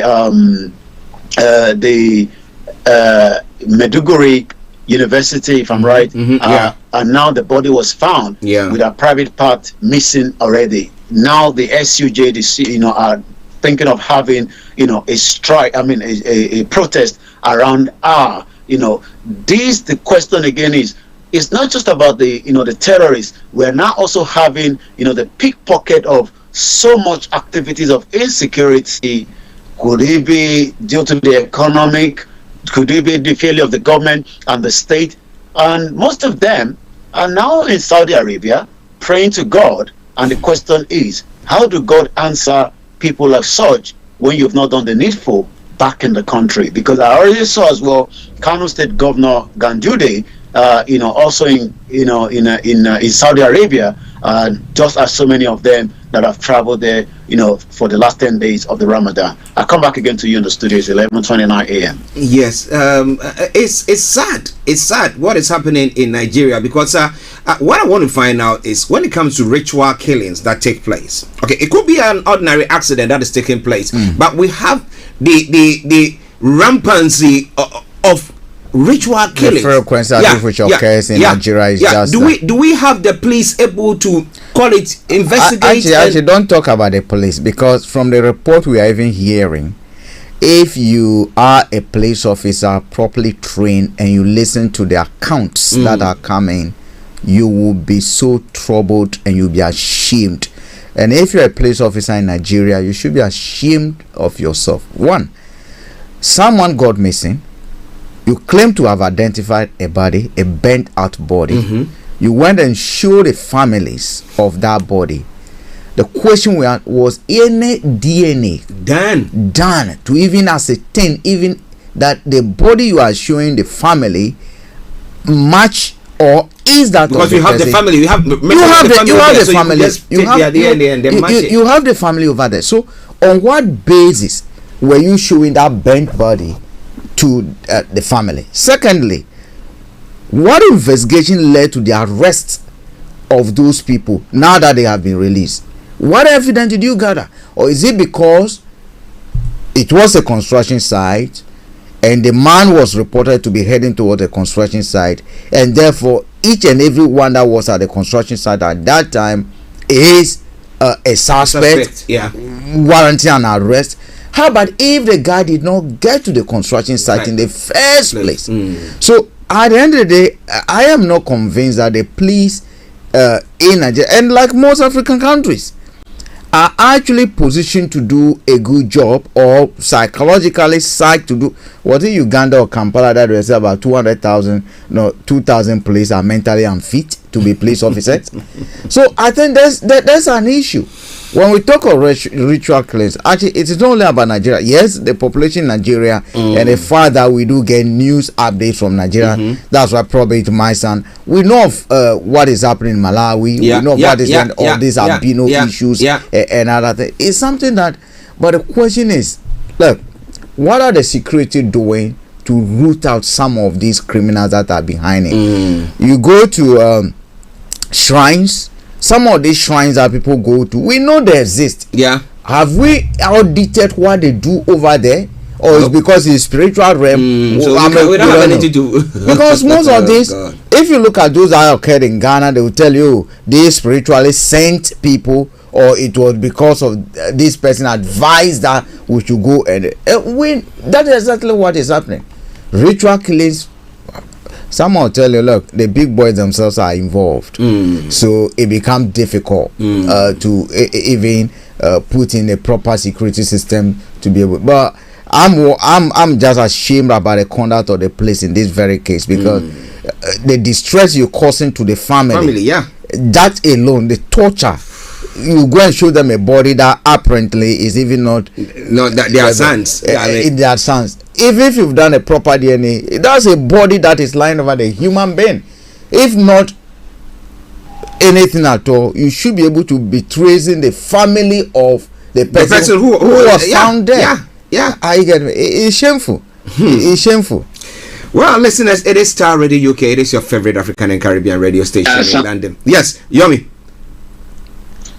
Well, you're quite right, and I'm just picking up a comment here from Amana. Amana says the police are working together with the evil people, and that is and all this still goes back to the Constitution that we've talked about so many times. I mean, it's quite saddening that Nigerians keep missing, and then after a couple of days, they become a victim as well. Let us continue to ask the question, again and again. What is the essence of a government that cannot protect its citizen, especially with so many crises that is happening across the country? Well, listeners, it's Starr Radio UK, 11:34 the time. Updates from Nigeria with Mr. Olayomi Koiki. With me in the studio, Mr. Frank Davis. Okay, now so let's go to Yomi for the rest of the stories making the rounds. Over to you, Yomi. Thank you so much. At 11:34, let's quickly go through some of the headlines coming out. Bandits won't stop Buhari regime hosting global tourism event. Lai Mohammed, Mr. Mohammed reiterated Mr. Buhari regime readiness to host the event at the National Theatre in Lagos, being renovated at the cost of 100 million naira. NLC to begin nationwide 3-day strike warning. The NLC has threatened to embark on a nationwide 3-day warning strike in solidarity with affiliated union, especially the university and the student. As we can remember now, that just the last story we talked about Samson, a university student of University of Ibadan, but because of the ongoing strike, was looking for a job. But as we speak right now, is nowhere to be found, according to the story, since March 9, when he got missing. A man has died trying to pick up his phone from the Sokowe. Kanu man dies in Sokowe looking for his mobile phone. And like we said earlier, police deployed bomb squad in Kwara ahead of the Eid al-Fitr that is coming up as well. Let's go straight. Should Jonathan declare his intention, to run for the presidency, and he has to be nominated or being picked by whatever party, because it looks like he might be going to APC from PDP, but that is not sure yet. But already there's a lot of controversy, or what we can call conversation, why Jonathan cannot run for presidency in 2023. This is coming from the senior advocate of Nigeria, Femi Falana. Mr. Falana said this in a statement in response to growing calls for Mr. Jonathan to throw his hat into the ring ahead of the 2023 presidential election, which is now about 287 days, according to the time clock on Starr Radio UK. Why is it that Jonathan will not be able to contest, should he want to? Some of the reasons is, according to the human rights lawyer Femi Falana on Thursday, the former president Goodluck Jonathan cannot contest in 2023 presidential election, citing constitutional provisions barring the ex-president from seeking re-election. The senior lawyer said this in a statement in response to growing calls on Mr. Jonathan to throw his hat into the ring ahead of the 2023. He said Mr. Jonathan, who was Nigerian president between 2010 and 2015, will breach constitutional term limit of 2 terms of 8 years if he runs for the presidency and wins again. He recalled that Mr. Jonathan became the president of Nigeria in 2010 following the sudden death of President Umaru Yar'Adua, and later contest and won in 2011 presidential election. Mr. Jonathan spent 5 years in office as president, which would have made it 9 years in office if he contests and wins, according to Mr. Falana. Dr. Jonathan is disqualified from contesting the 2023 presidential election. The reason is that if he wins the election, he will be spending additional 4 years. So we have to wait and see what happens should he declare his intention, and that is if he wins at all. And let's go straight to some of the other airlines. Sorry, we're having a lot of technical difficulty from this end this morning, but we're just going to quickly run through so that we can wind it down as quickly as possible. NSCDC arrests 6 railway line vandals in Enugu State. 44,000 persons benefit from CBN intervention scheme in Anambra State. And also, I will fix Nigeria using my 7 years experience. That is the Vice President, Yemi Osibajo. So I'm going to go straight to what some of the headlines coming out of Twitter this morning. Bashegun Alabi says, which was yesterday, today's court case hearing is historic for another reason. We Yoruba have put Nigeria state on the run. The Attorney General and INEC did not turn up in court today. If they don't turn up the next time in May 11, the case will go ahead without them. Hashtag Yoruba Nation Now. Also, with some of the the lot of activities yesterday in Ado-Ekiti as we speak as well. So let's take a look some of the other headlines. Ajibuso, even if Peter Obi doesn't win the primaries, like some of you are projecting, it is not his loss, but Nigeria lost. So quite a lot of people still want Peter Obi, to become the president. According to Neferati, they try so hard to shut us down. They won't let us promote Peter Obi because they want Atiku. But we are not politicians. We just want the best for Nigeria. Some of you may think we are just Twitter noisemakers. Okay, you have no idea the amount of work we do behind the scene. Also, according to Okonkwo Post, with their long history of struggle, the people of Biafra who seek to break away from neo-colonial Nigeria want to build for themselves a new civilization where African life, all human life fundamental, is sacrosanct. This is coming from Professor Albert Akwe. Hashtag Biafra Nation Now, hashtag Biafra Exit. So I'm going to take 2 more and then come back again to you in the studio. According to an uncle named Chika at Uncle Chika 1, who was the first secessionist in Nigeria? Founding father Ahmadu Bello was the first secessionist in Nigeria. It threatened to take the north and secede from Nigeria if Nigeria attempted to gain independence from United Kingdom. Why wasn't he tagged a terrorist? And I come back now to you before we wind it down this Friday morning at exactly 11:40 a.m. on Starr Radio UK, your finest African and Caribbean radio station in London. Yes, listeners, Starr Radio UK, Mr. Olayomi again in our North London studios, bringing you updates from Nigeria. But a quick one before we make Mr. Olayomi go or bring anything on the social media platform. Frank, yeah. Now, good luck, Jonathan, trying to throw his hat back in the ring for this presidency. Yeah. Now, my question has been that, look, first of all, you were in office, you did not he didn't perform good there, so we all can give him that for not performing. However, the other question is, now that he is not thinking of running for the PDP, but now trying to cross over to the APC. Now, if you are a member of the APC or one of the top hierarchies of the APC, or like the vice president who wants to throw his hat in, would you allow that to happen? Archie, if they allow that to happen, it might be because they think he can win election for them. For which I will say that any times Jonathan, or the very day Jonathan steps in APC to contest as a presidential election, Nigerians should know that they should vote against him massively. The reason I say that is, look, people must be seen as being a bit principled. Why would he, if not for selfish interest? I'm being careful of the choice of words because he has not publicly declared what we are hearing is people saying.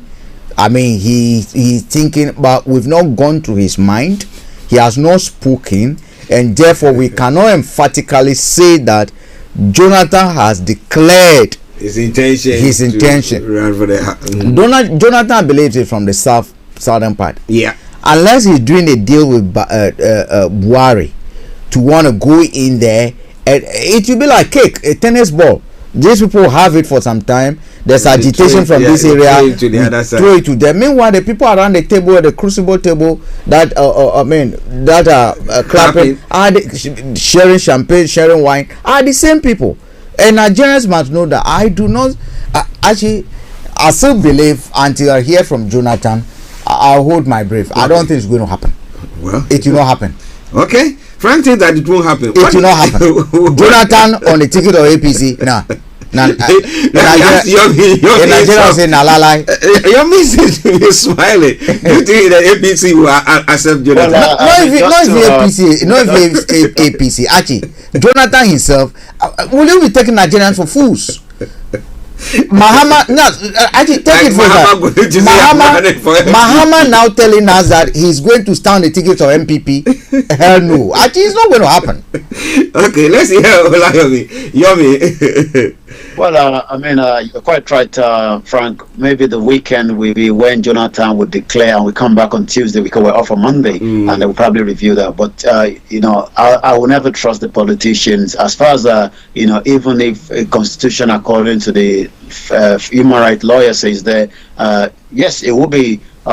Even the Adebanjo said that having Jonathan back, is just something he shouldn't even think about it, even if he wants to think about it. But again, politicians around the world will always want to be politicians, and they will always make an attempt, but it's not entirely up to Nigerians to determine that. But again, would there be election is the question that we need to be asking, because intelligence, again, coming out yesterday, just as we had it when Starr Radio UK went to the last election to be an observer. Remember, the election was meant to be held on the February 26th, and on the mid-morning, not mid-morning, on the late night when everybody was sleeping, they unplugged it. But information reaching yesterday also say we should be expecting a similar just next year, even if there's going to be an election at all.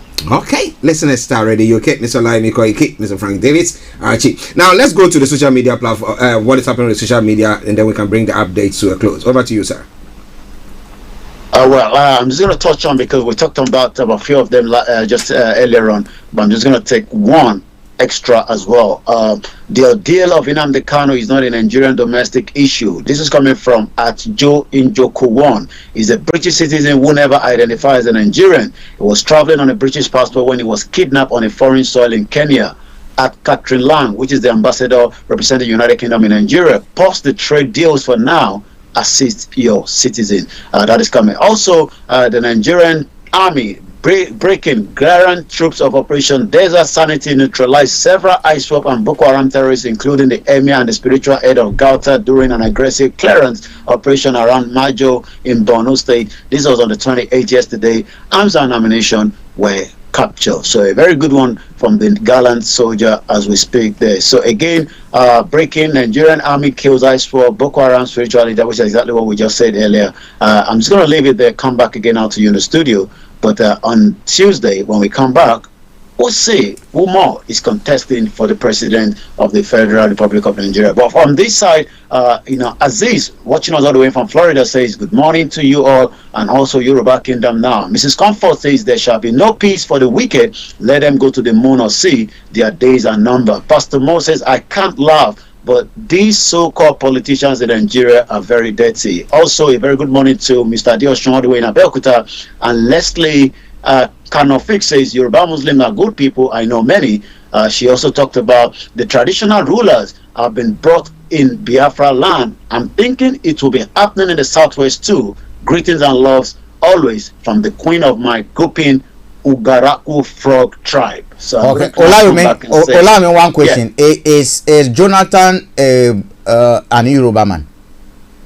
No, he's not. He's not, but he's from the south area, right? Yes, from the south, the south. From the south. Okay. Who are the south? Who are they?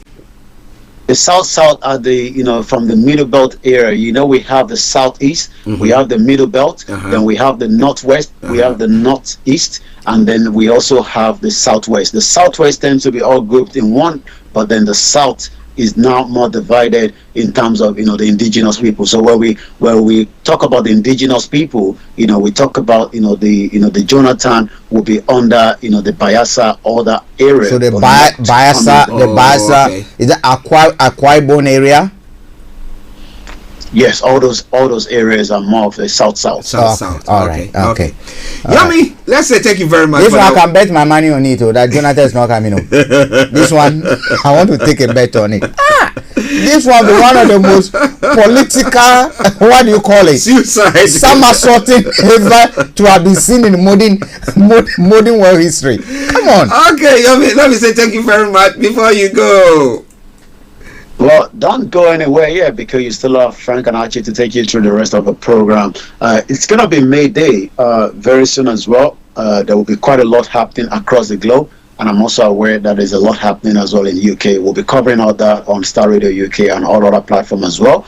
Just before I finish, Pastor Mo says, how can someone be traveling on a British passport and Nigeria adopt him in Kenya and the British could not say anything? British has failed. And on that note, I say have a very good morning, good afternoon. I'll be back again same time next week. Tell him not all British citizens are equal.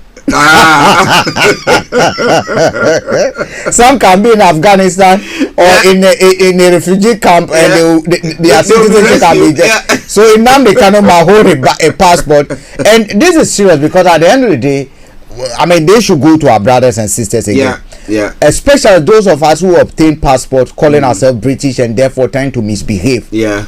Now in this country, when you are British, you have migrated from Nigeria, migrated from Ghana, migrated from Kenya, you acquired a British citizenship over here. That can be taken away from you at any time.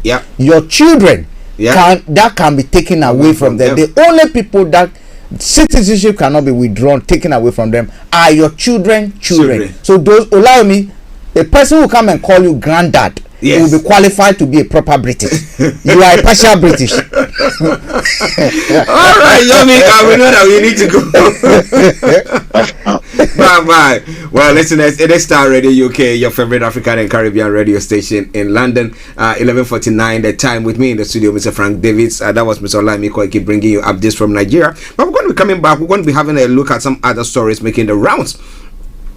Interestingly, the Nnamdi Kanu case, I was making notes of it that I wanted to just discuss that because if we look at the case where these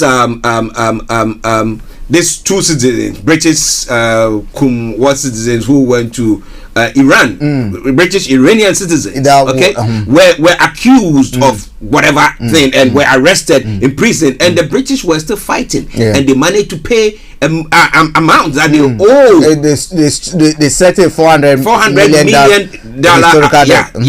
to bring these people back. Just two people. Now, how come that Nnamdi Kanu, who was flying that, has been, what in a wrong way repatriated from Kenya to Nigeria and nothing. Actually, you see, I asked you a question the other time when did you hear of the second man who was also released? It was by default. Sometimes when the wind blows, and probably takes your roof off. Your wind did not aim at the electric wires. But by the virtue of the electric cables connected to the roof, it also that's exactly what happened to the Lewisham man.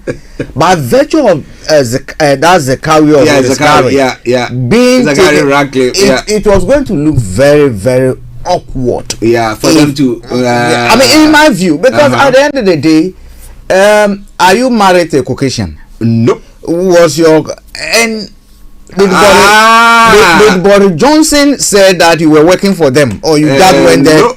So at the end of the day, Nnamdi Kanu, is he married to a Caucasian? We don't know. Did British government send him, or as a foreign? Is he going there to train Yoruba, or they have BBC? They have BBC Yoruba. Okay, probably was he going to work to establish BBC Biafra? We don't know. Igbo, we don't know. So actually, all fingers are fingers, but they are not equal. So we keep on saying some are small, some are. And this seriously goes to our brothers and sisters, especially our children in this country who think, I'm a British. The date it happens, that's where you know that your village is somewhere in Akwa Ibom. Interestingly, even now they can just revoke your nationality without even informing you. They'll tell you that they don't need to, if they cannot get in touch with you. Normally they need to get in touch with you personally to inform you. But now they just send some, like, whether you got it or not, it's gone. And I always say that, you see, actually, I've always suspected this, the way these people behave. But you see, is it Captain Rigby or whatever who was killed at Woolwich? The day that guy was murdered, all the news links, these were young men who have never been to Nigeria. They were born to Nigerian parents who happens to be Muslims. The news anchor from BBC to whatever that day started tracing the day their grandfathers met, the village they met. They did not make reference to the fact that these people were born British. No, they said Nigerians. They referred them as Nigerian. They referenced them, the village. They even got someone to go to Nigeria to report from their village. These are men who even don't know their village. Are you getting me? So when it comes to the British, we need to be careful the way we deal with them. Someone who has never been to Bangladesh was now being forced to accept Bangladesh citizen because she's not a wife of an ISIS bomber, fighter. Are you getting me? So actually, me in this country, I keep on telling those of you who have children in this country who think they can wear autofista, that trouser, do anything, think that I'm a British, all right. The day they'll send you to a Bacotes, that's when you know that Gary come before a pizza. Okay, let me read some of the comments. Anthony Adedeji say thumbs up to us. Bashir Abdusalam Toron Badi. Oh, that's my father. Good morning, my brothers. Wish you well. Watching live from Badi local government area of Yobe State, northeastern of Nigeria. And Papa, we wish you a happy Eid in advance. In advance. I mean, he has a greater responsibility. He's a chief in that area. He's the Fulani chief in that area, a Muslim as well. So you expect that at this time of the year, his subjects will be looking up to him for direction. So the spiritual fathers he is now, we wish him the very best and wish him God's strength. I mean, they've gone through this sacrificial month, and we pray that everything that they've asked for and what their heart desire, and God will grant him wisdom to lead his people from peace to peace. In this difficult time, especially. All right, then we take a commercial break, and once we come back, we continue. We'll be going to Ghana, and like I said earlier on, interesting. 30 years on after the inception of the Fourth Republic Constitution, and then the president says, "Well, guys, this Fourth Republic has been good." Now you go to the common Ghanaian, the ordinary Ghanaian, you ask them the question, how did they see this? Now he's saying that no, all these cool mongers who are just talking about that. We should just forget about them because he reckons that things are good. Things are good. But if you see people suffering, do you think things are good?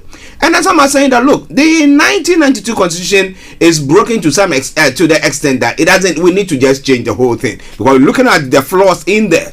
What do you think about all that? We'll be coming to you in a moment, but let's take a quick commercial break. Hi guys, this is your friend Uruj from SendWave. SendWave is a money transfer app that is used by people all over the world to send money to their loved ones in Africa. With SendWave, you can send money to Ghana, Nigeria, Kenya, Uganda, and Tanzania. And the best part is, SendWave is absolutely commission-free.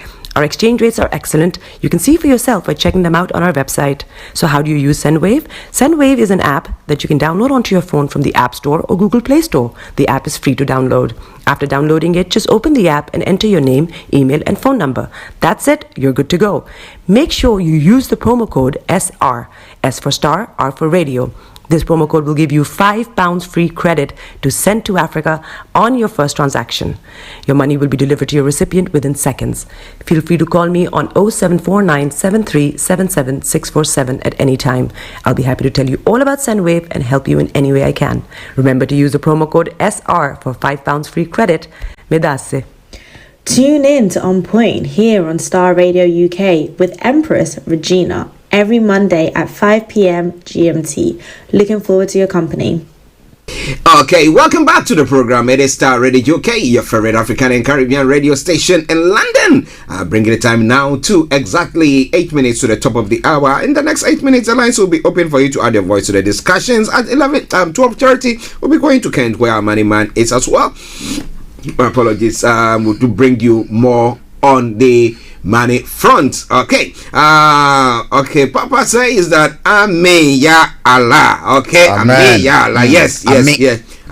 Okay. That's the prayers that we prayed. Yeah. We wish you all the best. Okay. With me in the studio, Mr. Frank Davis and Archie. Now we're moving on to some of the stories that I have touched on. Okay. First of all, democracy has been good for us.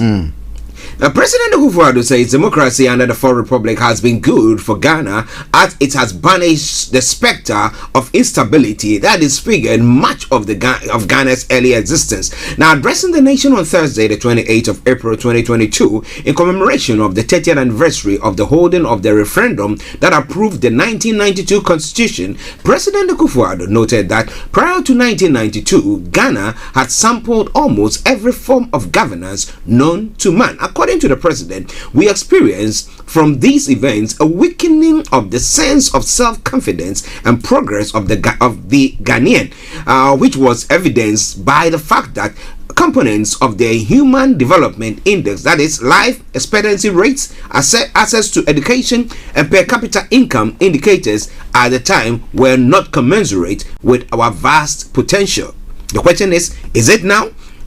However, with Ghanaians expressing this widespread will to have their decade-long ban imposed on party political activities lifted, he stated that the PNDC military government, led by Flight Lieutenant Jerry John Rawlings, set up the National Consultative Assembly in May 1991, which I know the ruling government shunned that particular convention or gathering, okay, and tasked the body to prepare a draft constitution for the country. And 3,408,119 Ghanaians voted yes in the referendum, representing 92.59% of the vote to return our nation to democracy rule as opposed to 277. The constitution overwhelmingly approved in the referendum set up a liberal democratic state founded on the separation of powers, with exclusive power in the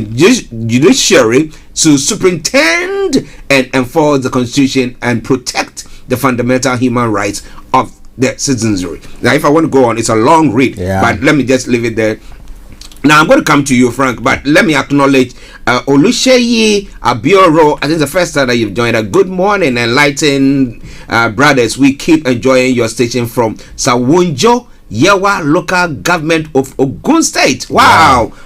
Good morning to you. Thank you very, very much for your support. And as I say all the time, I know it costs you an arm and a leg to just listen or watch us. And as you're doing that, we respect you so much. We dock our hearts for you. All right, then. Thank you very much. Share the broadcast with your friends and loved ones. Now, Frank, let's come back to this story that we're looking at. 30 years on. Yeah. Now I remember when the NDC was in power. That was when we had the VAT project that was coming on. 1995. Yes, because I worked on the VAT projects at the time. So we did a lot of work there. VAT project before it became VAT service and all that coming in. And I remember our current president going Kume Prekon demonstration. Yes, the Kume Prekon demonstration. Yeah. And well, I didn't hear the president, the late president, Jerry John Rawlings, or his government maybe apprehending him or gagging them. They went round, people were shouting, people were doing all those things there. I mean, they were saying that we were expressing our rights under the Constitution.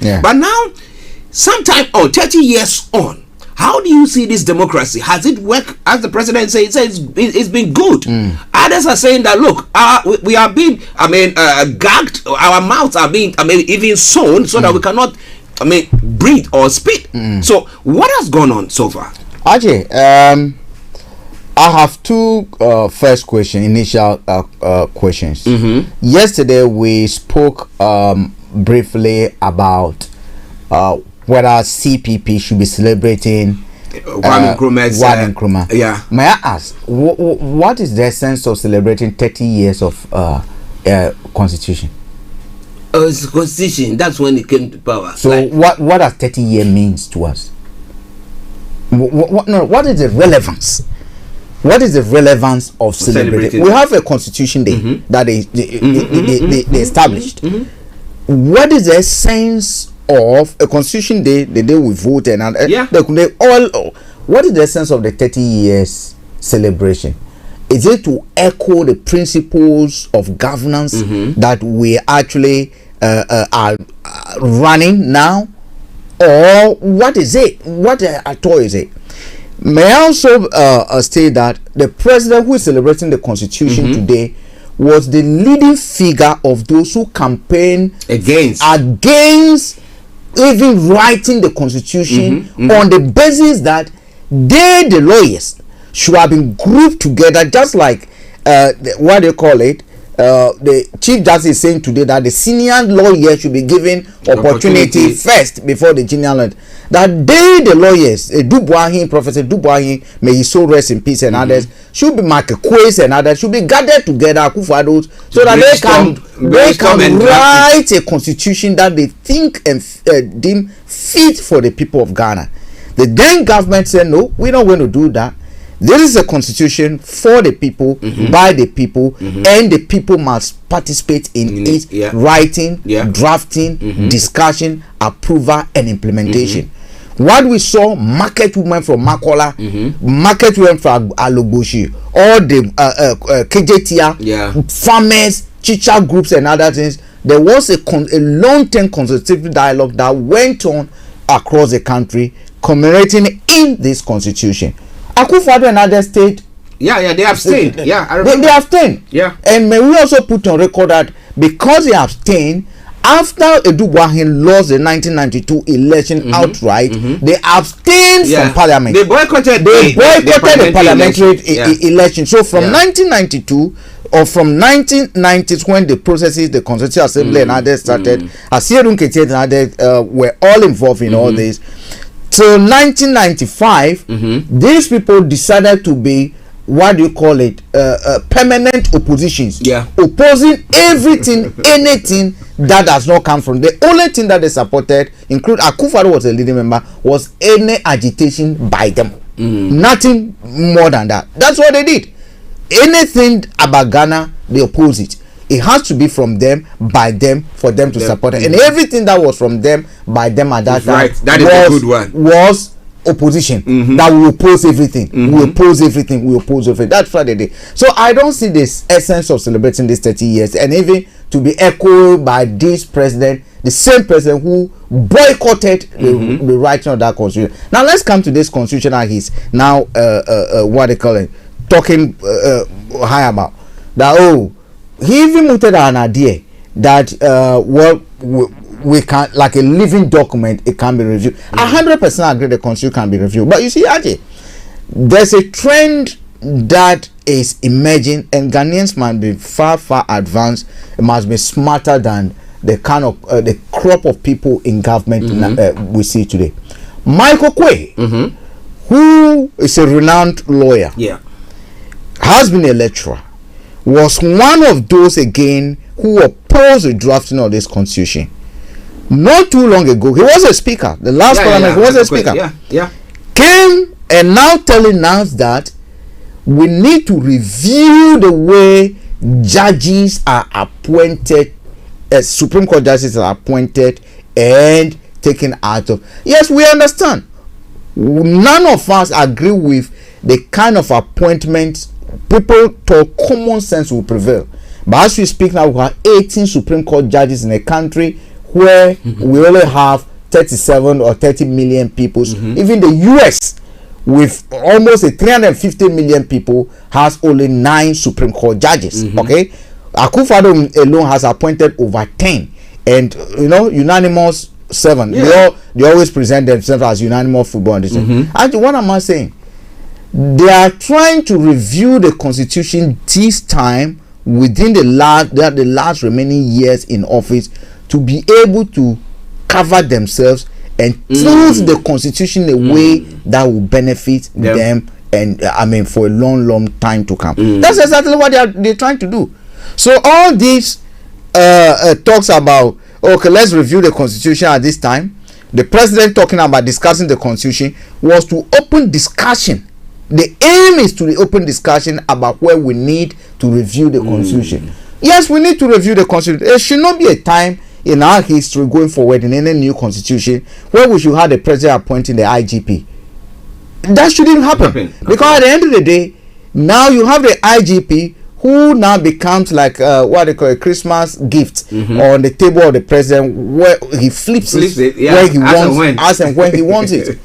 We shouldn't have a situation where the president should be appointing the electoral commissioner. That should not be happening. The Bank of Ghana, we should not have a president appointing the governor of the Bank of Ghana. It should not happen. Because at the end of the day, they print money when they want to print. They lie to.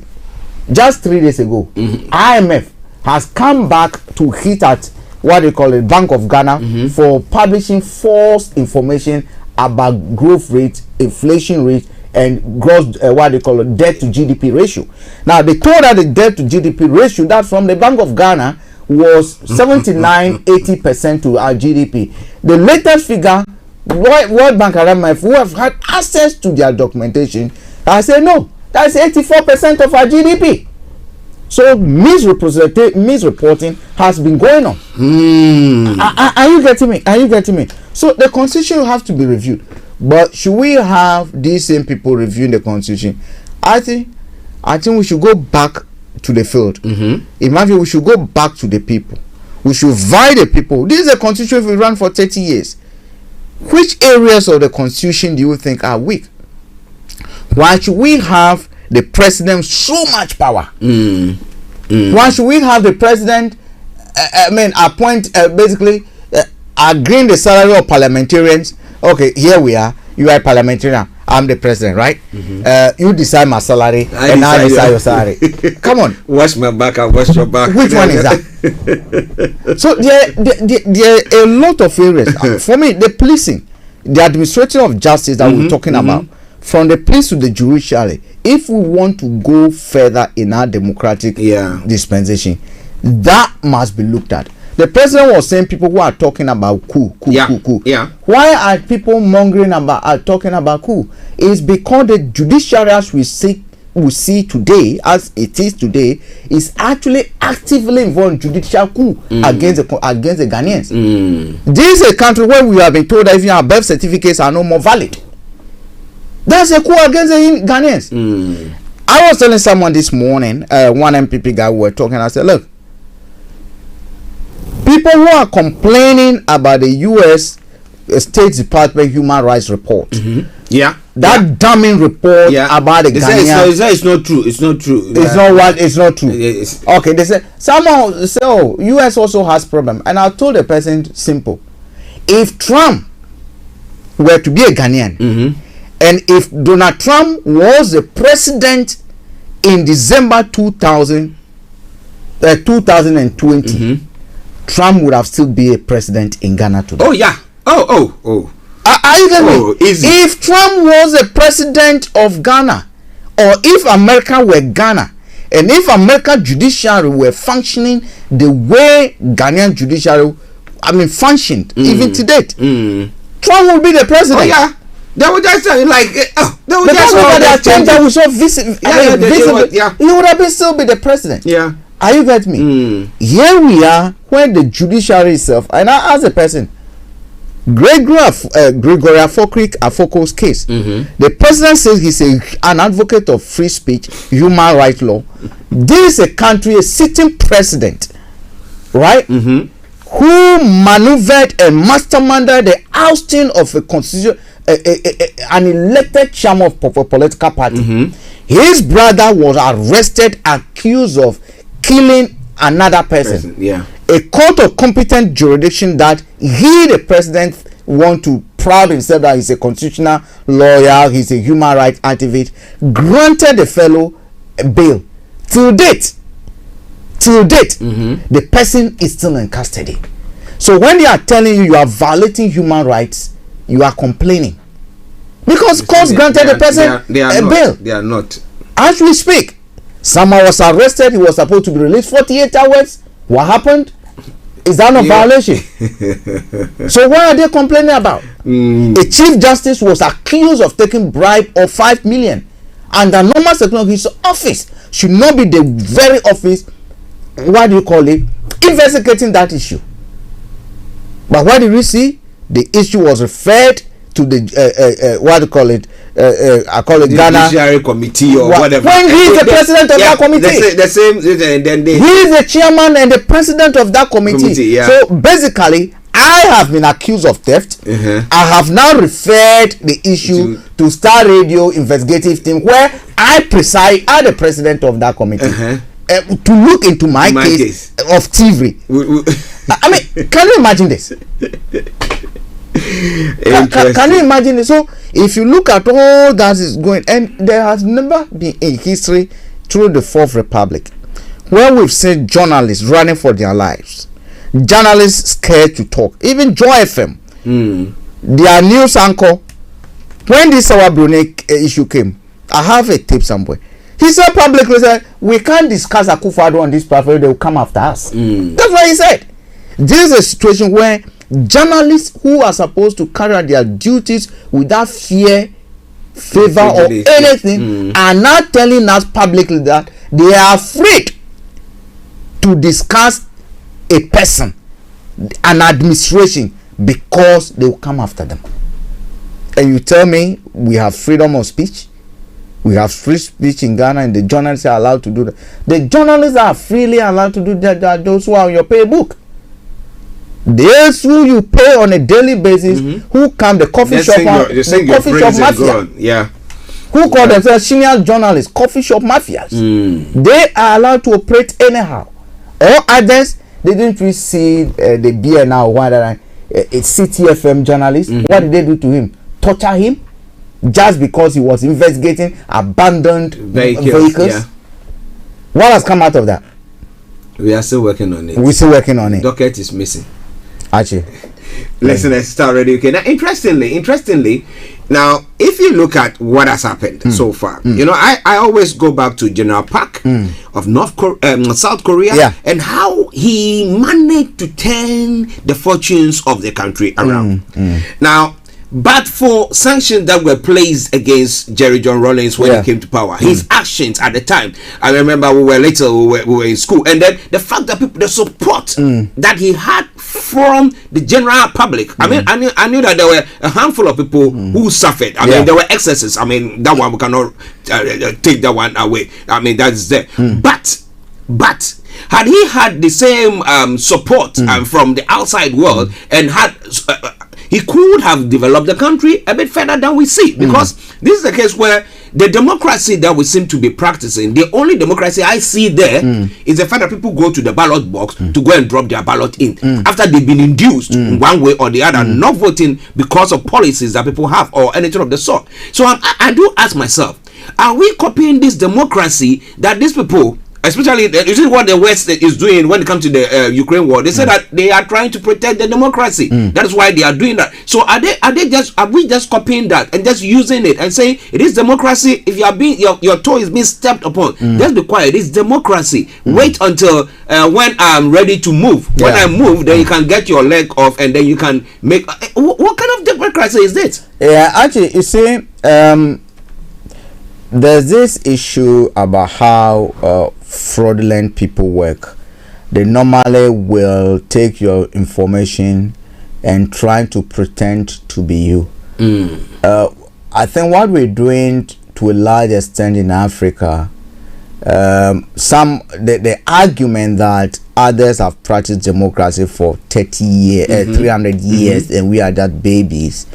I mean, I do not accept that, because as 300 years ago, I could not be speaking here and someone in my village will be following the conversation. It takes them time. We have information to disseminate to them, and therefore information, knowledge, and others practices. Now we can view how democracies or elements or aspect of democracy are playing themselves out in different jurisdictions that we're copying from. What we have done, we've taken democracy, mixed it with our traditional system, and actually elevated a few individuals to dictate for the rest of the population.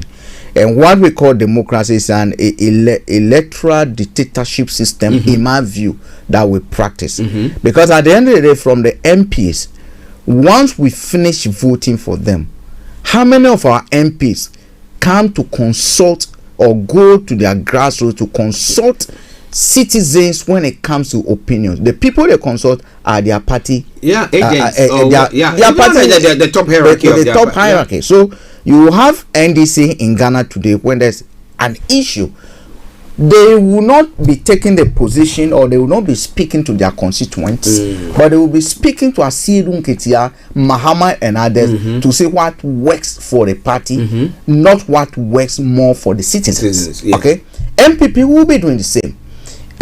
Yesterday, for instance, we had Yendi were doing this local MPP election to a constituency election. We are told that the president Akufo-Addo had to intervene to stop that election going on. Why?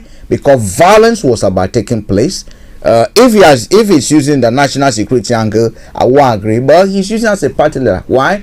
Because some people's names have been taken out of the album fraudulently, and the people were threatening violence.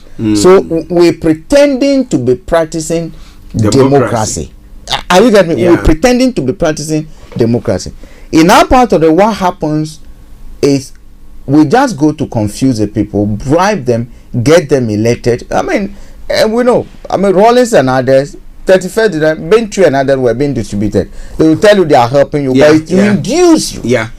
And once we finish voting, the rest is history. We wait again for the next 4 years. Last week Saturday, we're out campaigning. We're out campaigning for the local elections for Archie, England. Where I was with Bossman, in fact we're not campaigning. We're covering it. I think I have the. We're covering it. The MP for Credit, Sarah Jones, was there. The mayoral candidate for Credit, Val Shercross, was there. What were they doing? Actually, they were holding papers. They were knocking on doors. And they were getting, asking people who registered for postal voting, if you have voted, and explaining to them. I did not see anyone presenting a canopy. I did not see anyone presenting the chair. I did not see anyone presenting TV. I did not see anyone presenting envelopes. I didn't see anyone presenting what do you call it, fridges to induce people in those communities. I didn't see it.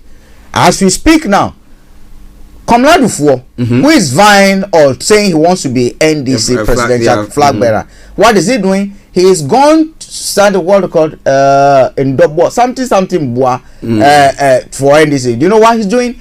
He's buying canopies. He's buying chairs for NDC branches, so they call like a commercial activity. They can be renting it out. Then it's a good idea, great idea. Where was he? Why was he not doing it when he was a minister? Where has he been?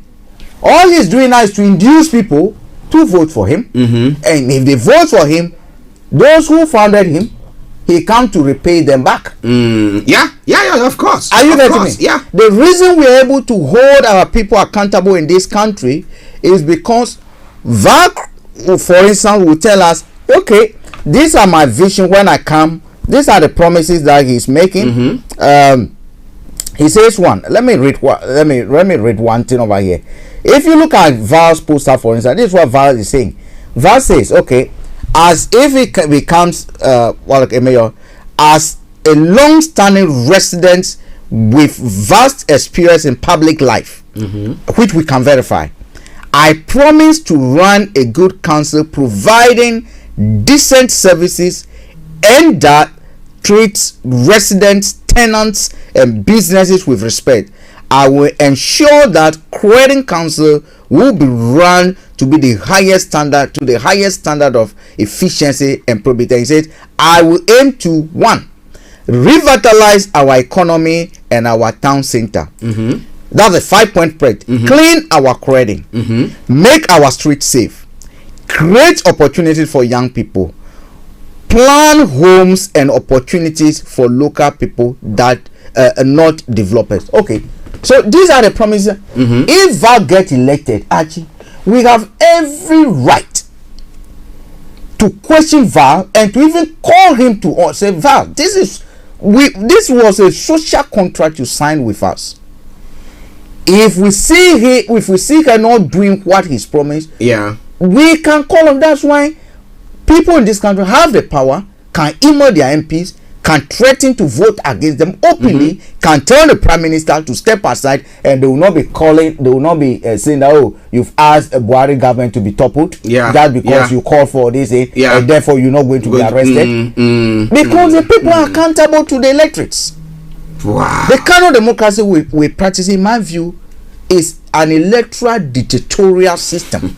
It's not democracy. If it's democracy, then we should be learning and growing fast to implement all aspects of democracy. Local government is part of it. Today, the local government officials are controlled by the executive. So this is what the executive want. That's why Zoom Lion came. My village, we didn't want it swept because the locals could sweep it. The district assembly common fund that we could have used for public toilet. They gave it to a businessman sitting in Accra claiming to be sweeping my village. Would Boris Johnson decide for Croydon? No. What they should do with their money? No. Are you getting me? At all. So yes, I understand democracy is good. The benefits of democracy, we cannot underestimate it. Good for our country, good for our continent. In fact, it promotes a lot of things that Idi Amin wouldn't have allowed. Abacha's wouldn't have allowed. Are you getting me? Even PNDC Rawlings wouldn't have allowed. Are you getting me? But it allows those things. But you see, our leaders who have profited immensely from this democratic experience are actually creating a high. Every day they're putting one block on the barriers that we have to cross to achieve proper democracy, and barricading themselves in there so that the citizens do not enjoy the full benefits of democracy. If that's not the case, why should a journalist be arrested when they talk about issues that or critique government? Why should they be arrested? Wow, listeners, it is Star Radio UK, your favorite African and Caribbean radio station in London, 12:24 the time. Let me open the lines. Amani Man has given us the time, so we'll try to see if we capture any more of the stories that is making the rounds. Now, call us on 0208-133-2257 or 58, 0208-133-2257 or 58. If you happen to be in the US, Canada, or the Caribbean area, it's 001-718-303-2737, 001-718-303-2737. You can text or WhatsApp us. It is 075-3966-1744, or Twitter as our Twitter handle is Starr Radio UK, and email address is info@Starr Radio UK. Now let's move on. Still on that 1992 constitution in Ghana, and some of the actions. The president is saying that he is going to advocate to repeal Article 55, subsection 3 of the constitution, and that pertains to the what do you call it? Is it the local elections? Let me put it that way. So the district assembly and the metropolitan assembly election. So now, so that they'll give the parties the chance to run their own, to file. So this is MPP, this is our a mayoral candidate or our district assembly candidate, and blah blah blah. Do you think that is a good thing for us? There's nothing wrong with it, but not in our part of the world at this time. I have serious reservations for that. I mean, if you look at what pertains in this country, that's exactly that is done. Where at the local level, we again see the parties actively. Because these individuals that we elect are accountable to the people, and therefore, when you see conservative councillors being vying for the positions on the count, we had on Sunday we had what they call a debate between the mayoral candidates on a fatal program. On Tuesday we had Jessica, Ruhan and others also in the studio.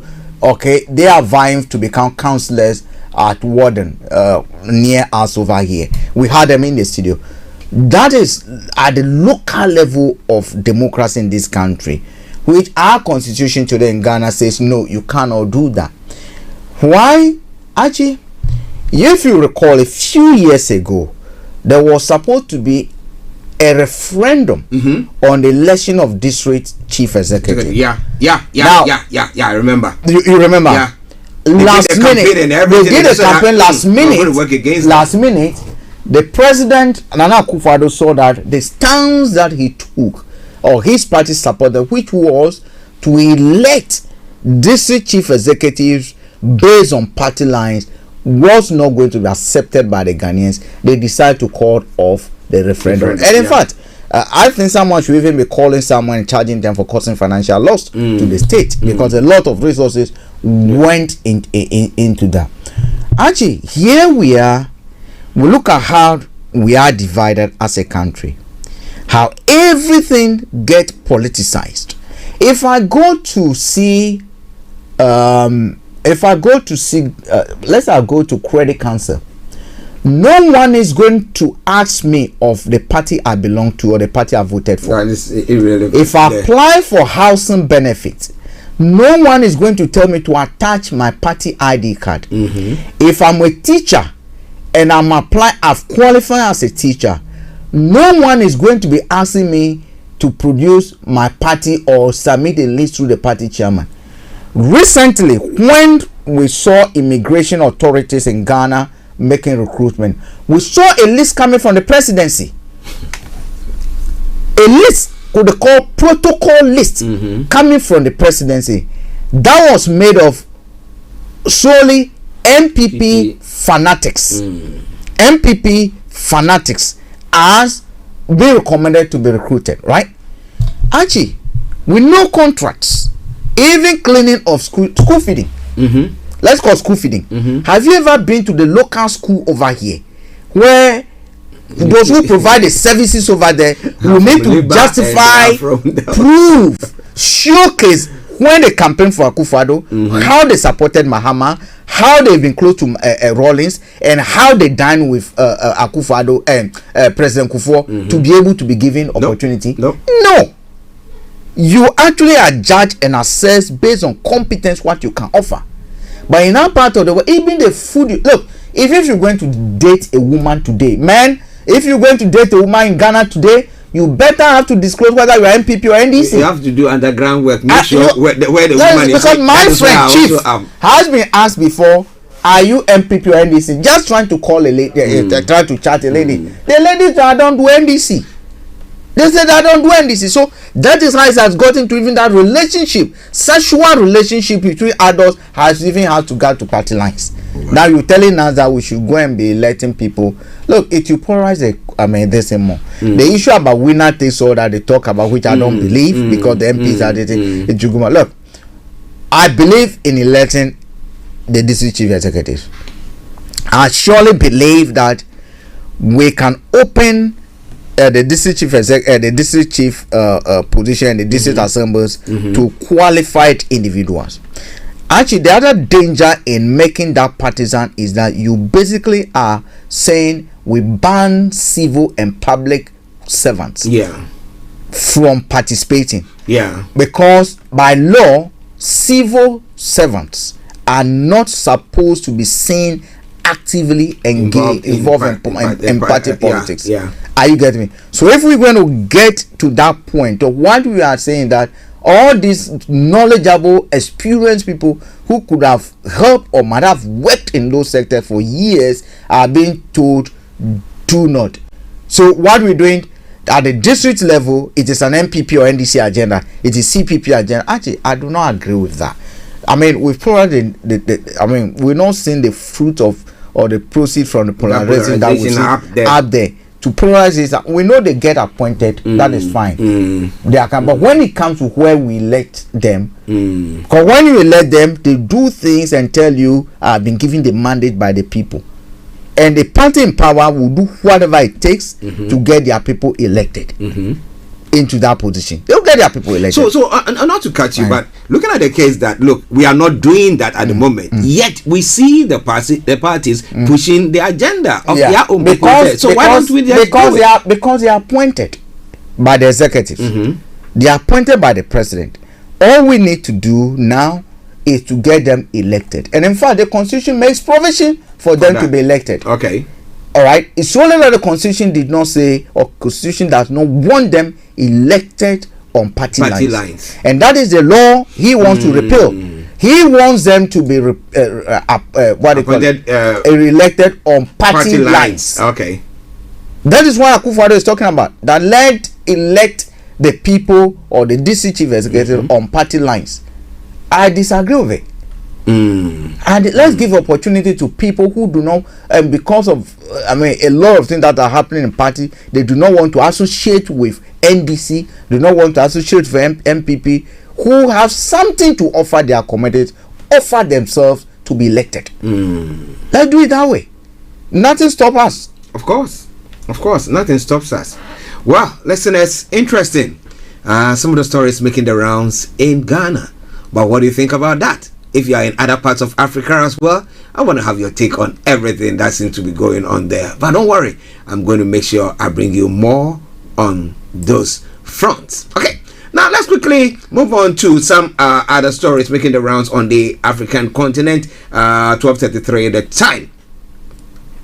Now, Equatorial Guinea to prosecute owner of a sunk oil tanker fraudulently flying the country's flag. Let me bring that to your way, because in Ghana we also have this offshore oil wells and stuff like that. And I've not heard anything of the sort happening in our area. But if it should happen, what will happen? Now, Equatorial Guinea has said it will prosecute the owner of an oil tanker fraudulently flying the flag of the Central African nation that ran aground on April 16 of Tunisia. Now, Vice President Theodora Nguema Obiang Mangwe, in a statement on Thursday, said the country has also requested international collaboration to detect vessels illegally flying the Equatorial Guinea's flag. Now, from now on, all vessels that fraudulently fly our flag must be boarded, said Rufino Onyono Ondo, Minister of Transport. On Thursday on TVGE, the state television, the Vice President also announced in a tweet that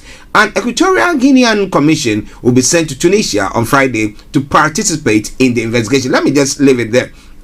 What happened was that a vessel that was flying Equatorial Guinea flag fraudulently had an issue and oil spill of Tunisia. So call it international waters or whatever they've done. Okay, so now the international aviation what do you call it, maritime authorities are going to say it is Equatorial Guinea. It is your duty to do that. Now I'm looking at it and asking myself the question: how many vessels from Nigeria that belongs to individuals are flying the flags of Nigeria? Which of them in Ghana? Lots of it that seem to be going on. And behind the scenes, we have government coughing up, paying for all those things. Which meanwhile, we don't have the money, but they are taking. Actually, I mean, for me, that's something we should laud and we should applaud, and we should tell the people that look, this is the kind of things we want. If investigations have established that this is a fraudulent and criminal act, I mean, that is just like impersonation. If I walk into a bank today and present myself to be Francis Guy when I'm Frank David, it's impersonation is criminal offense. So if I put a clone number plate on my car, which is what we've seen here, that my car is registered in Poland or Ukraine, a Ukraine car. Now that Ukraine seems to be getting all the attention, I drive into town with a Ukraine car number. Meanwhile, my car is registered over here in an attempt to avoid all what they call speed cameras and do whatever, do all kind of fraud. I'll be committing a criminal and a very serious offense for which, if caught, prosecution must follow. I do think that if these people have been caught doing that, we must basically support the government of Equatorial Guinea to prosecute them without fear or favor. And then we should also encourage especially Nigeria seems to have people who can boast of some of these tankers and other things. Anytime we hear some of these things, or anytime they said, I think the authorities should go further and investigate the issues instead of just taking the primary information received as the final. They should follow up with a bit of, and for all you know, Chinese vessels could even be flying what they call it. We know fishing petrol fishing vessels that apply around Ghana, Ghana, Togo, Nigeria waters and others, flying Ghana flags, meanwhile owned by the Chinese or Japanese and the Japanese. So we need to actually be doing more than this, and I will congratulate the Equatorial Guinea government for this giant step. Okay. Listen to Starr Radio UK. Now let's move on straight to some other international stories. Now, Virgin Islands leader has been arrested in a drug sting. The story says that the leader of the British Virgin Islands have been arrested for alleged drug smuggling and money laundering in the U.S. Now, Premier Andrew Fahey was detained in Miami by U.S. agent posing as cocaine traffickers from a Mexican drug cartel. He agreed a $700,000 payment to allow, that's dollars, to allow traffickers to use BVI ports. With an undercover informant, charges filed in the U.S. said. Now, Foreign Secretary Liz Truss has said she was appalled by the allegation. Mr. Fahey, the elected head of the government of the British Overseas Territory, was arrested by the U.S. Drug Enforcement Agency officials in Florida. Now, was it early this week? One of the South American countries, I've forgotten which one, the former leader, the just gone president, was also arrested and has been extradited to the U.S. For drug offenses. Okay. But this one, I mean, he is the premier. I mean, Archie, someone made a comment before, and there's this book. I have the book. Is it Kleptocracy?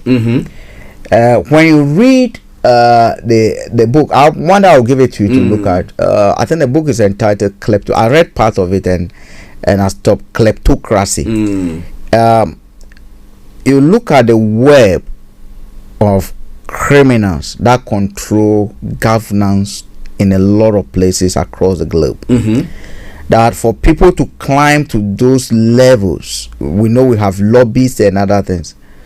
Some of these individuals who might have attained or have attained or aspiring to attain those heights are actually elements planted who or people who are working closely with the criminal world.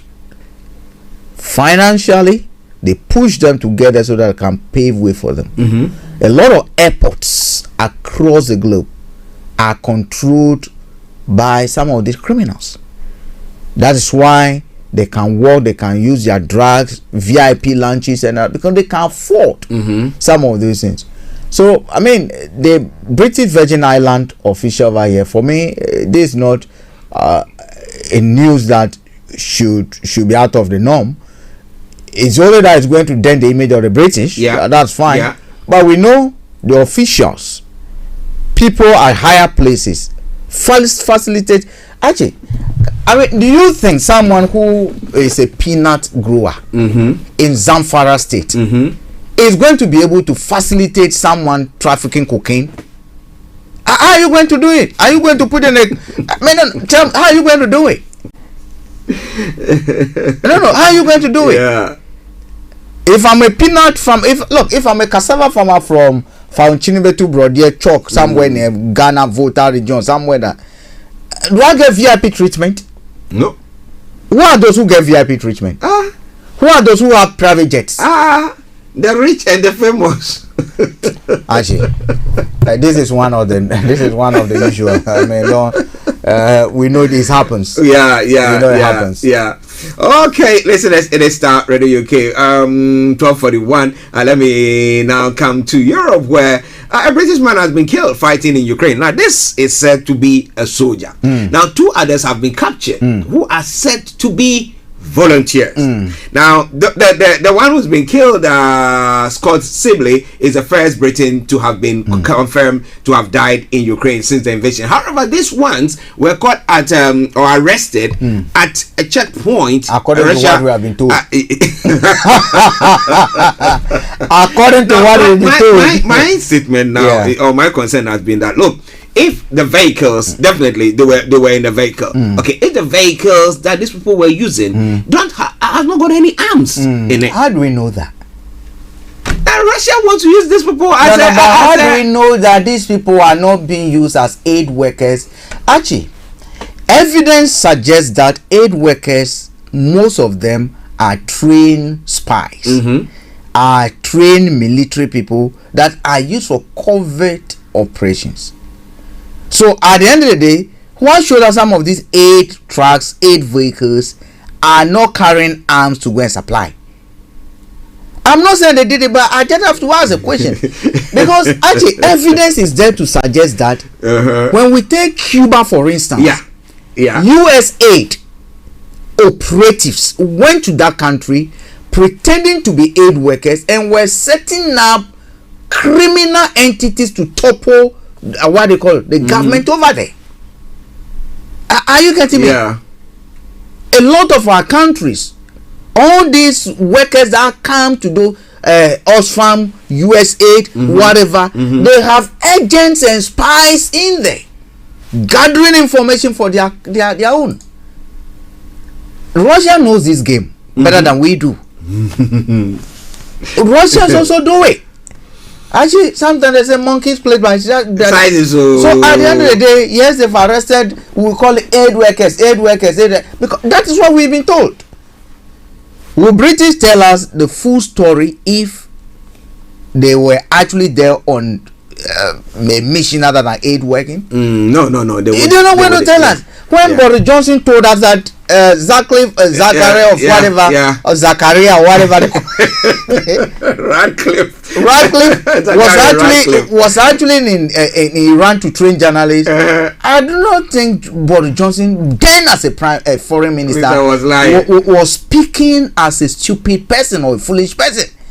Neither was he insane. He was briefed, and he would have been briefed about the actual mission of the lady.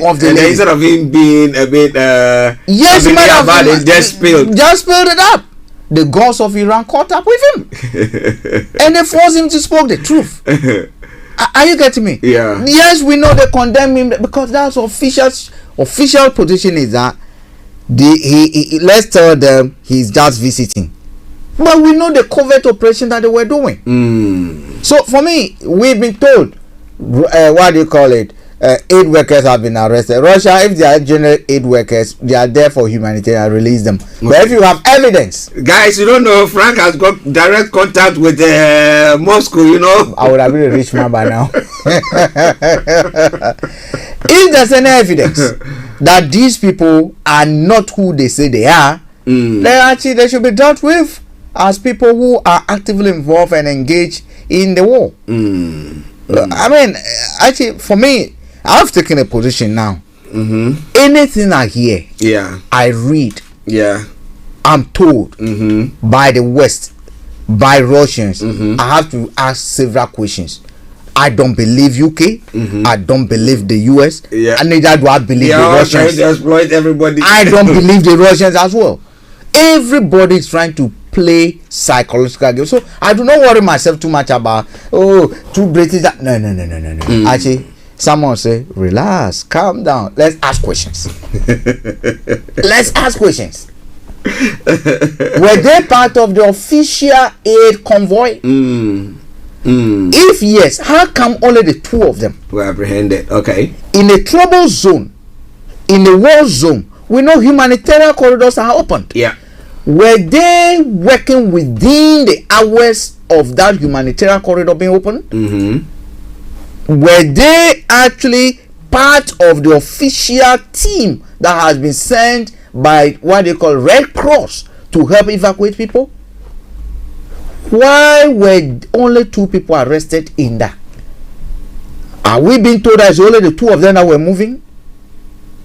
No, actually, more questions need to be asked.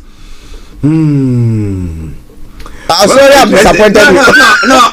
It does make sense. I agree there. I mean, they are not going to tell us exactly what these people were welding. I mean, did they have any? Did they even have guns or pistols to say that? We are using it to protect ourselves. We don't know exactly because why would the Russians just say, "Oh, you are British, we've arrested you"? Meanwhile, they know that humanitarian volunteer work is going on because people will still need food. Unless, of course, they don't want them to even come in there to, like, you take a place like Mariupol, that where they are trying to starve them into surrendering. Okay, so if you are coming in, that means you're going to give them more reason for them to stay in there. So maybe they are preventing them, and that's why they've done that. If that is the case, fine. But it's quite a worrying one there. Yeah. For me, knowing what the aid industry. No, actually, seriously, most of the problems we have in our part of the world has been helped, aided by the aid workers. Actually, I've been involved in. I know they do good. They do a lot of good. They do a lot of good. That one we can't take it away from them. But embedded in that good doing, there is look, there's no government across the globe that is toppled without involvement of aid workers. Oh yeah. They go there as agents first to gather information. They go there to speak to the locals. They even gather information that you dare not even talk about. And this is how these people feed these governments. Do you think they call the intelligence gathering by your country, that they can even talk about, I mean, thick smoke, black smoke coming from Akufo-Addo's resident Anima without talking to the locals? If the man is burying his grass that is cut, every day his grass grows, he chops it, and every morning he burns it in the morning. He burns it.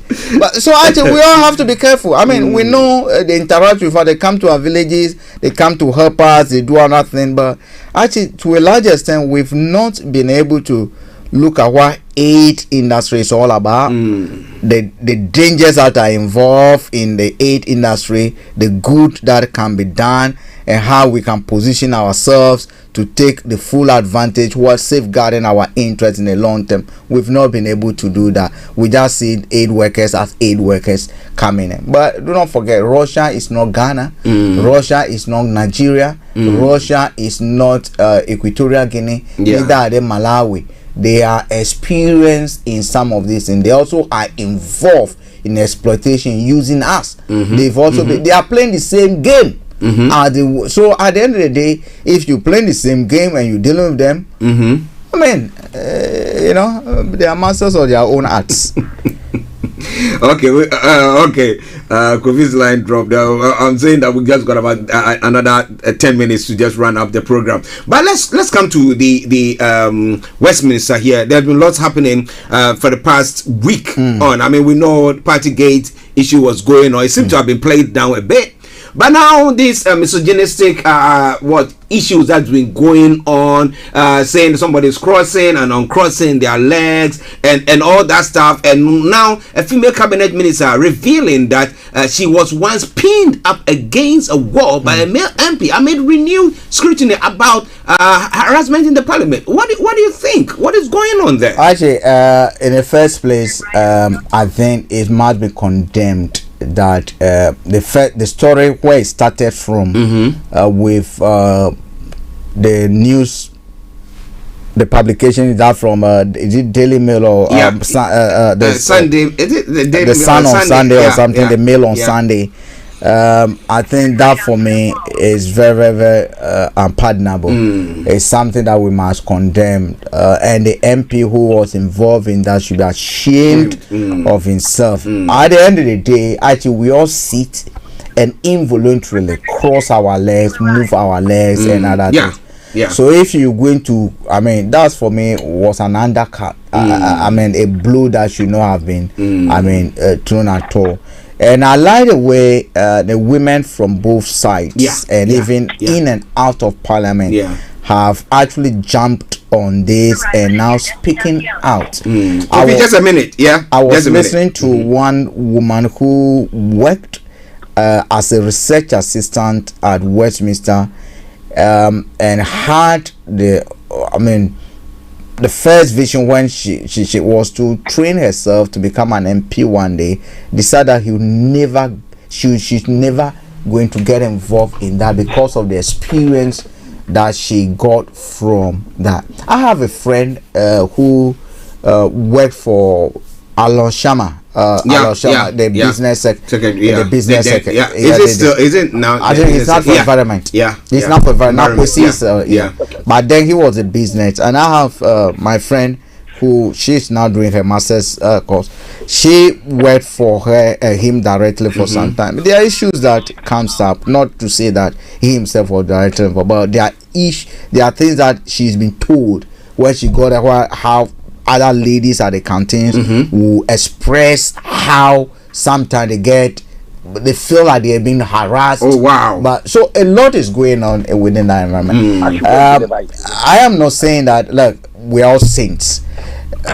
Where I think we're having a problem is that men to a large extent, some men to a large extent are not able to judge where to stop, where not to stop, and the extent to which you can go. Sometimes could be friendly. Sometimes you cannot just the one who is saying this has been pinned. I do not think that out of the blue somebody just comes to someone she doesn't know, someone she's not spoken to, someone they've not made suggestive comments would that pin her. Like it would be strange. That would be an assault. That for me would be straight assault, which should have been reported to the police. But to have allowed it up to this level to now be talking about it seems to me that probably right now we're falling out. Now we can talk. So we also need to be careful. But look, men should now know we are endangered animals. At the end of the day, anything that a man does today is being looked at suspiciously. Kofi, if you pick a passenger who is a lady, and depending on the language you use, you can even be because you are the fact that you are a man, you are a criminal in the first place. That's why you should know. It's just like the way when the police stop a black man, you are a criminal before you are proven innocent. That's how they made up. Innocent until proven. No. Criminal before proven innocent. That's how it is. That's why for me, I've told my look. I know how I get close to women. There are some women I go overboard. They are the same, but I know the people I deal with. I am. If I see a lady, you think I don't shake women. I will not even hug. If I hug you, I have my bum at the back, and there's what you call it. Pentecost hug. Pentecost hug. Even this, I'll do it. I think I have to invent another apostolic. I put a paper or something between us, so that cardboard between us, so that when I hug you, this apostolic bulletproof apostolic hug. Okay, listen, Starr Radio. Okay, let's go to Kofi. Hello, Kofi. Good afternoon.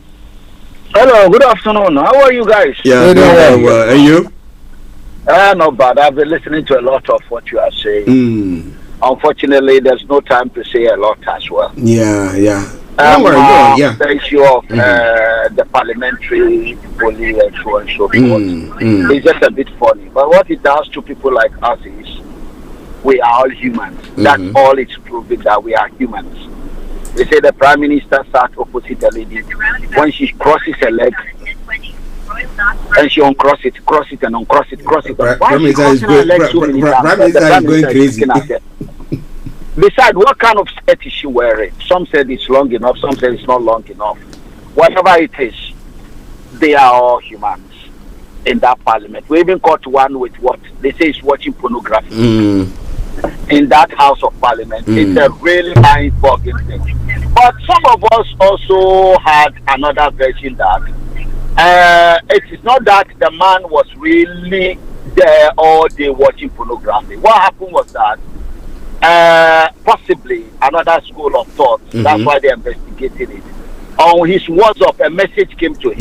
Yeah. And when he opened the message, that was what was that. Pornography. Yeah. Can you see? Yeah. The ladies deceived. So while he was shocked for whoever is sending this kind of message to him in the parliament while he's working, you understand? Yeah. The thing was on. And the lady sitting beside him saw it. And they couldn't understand.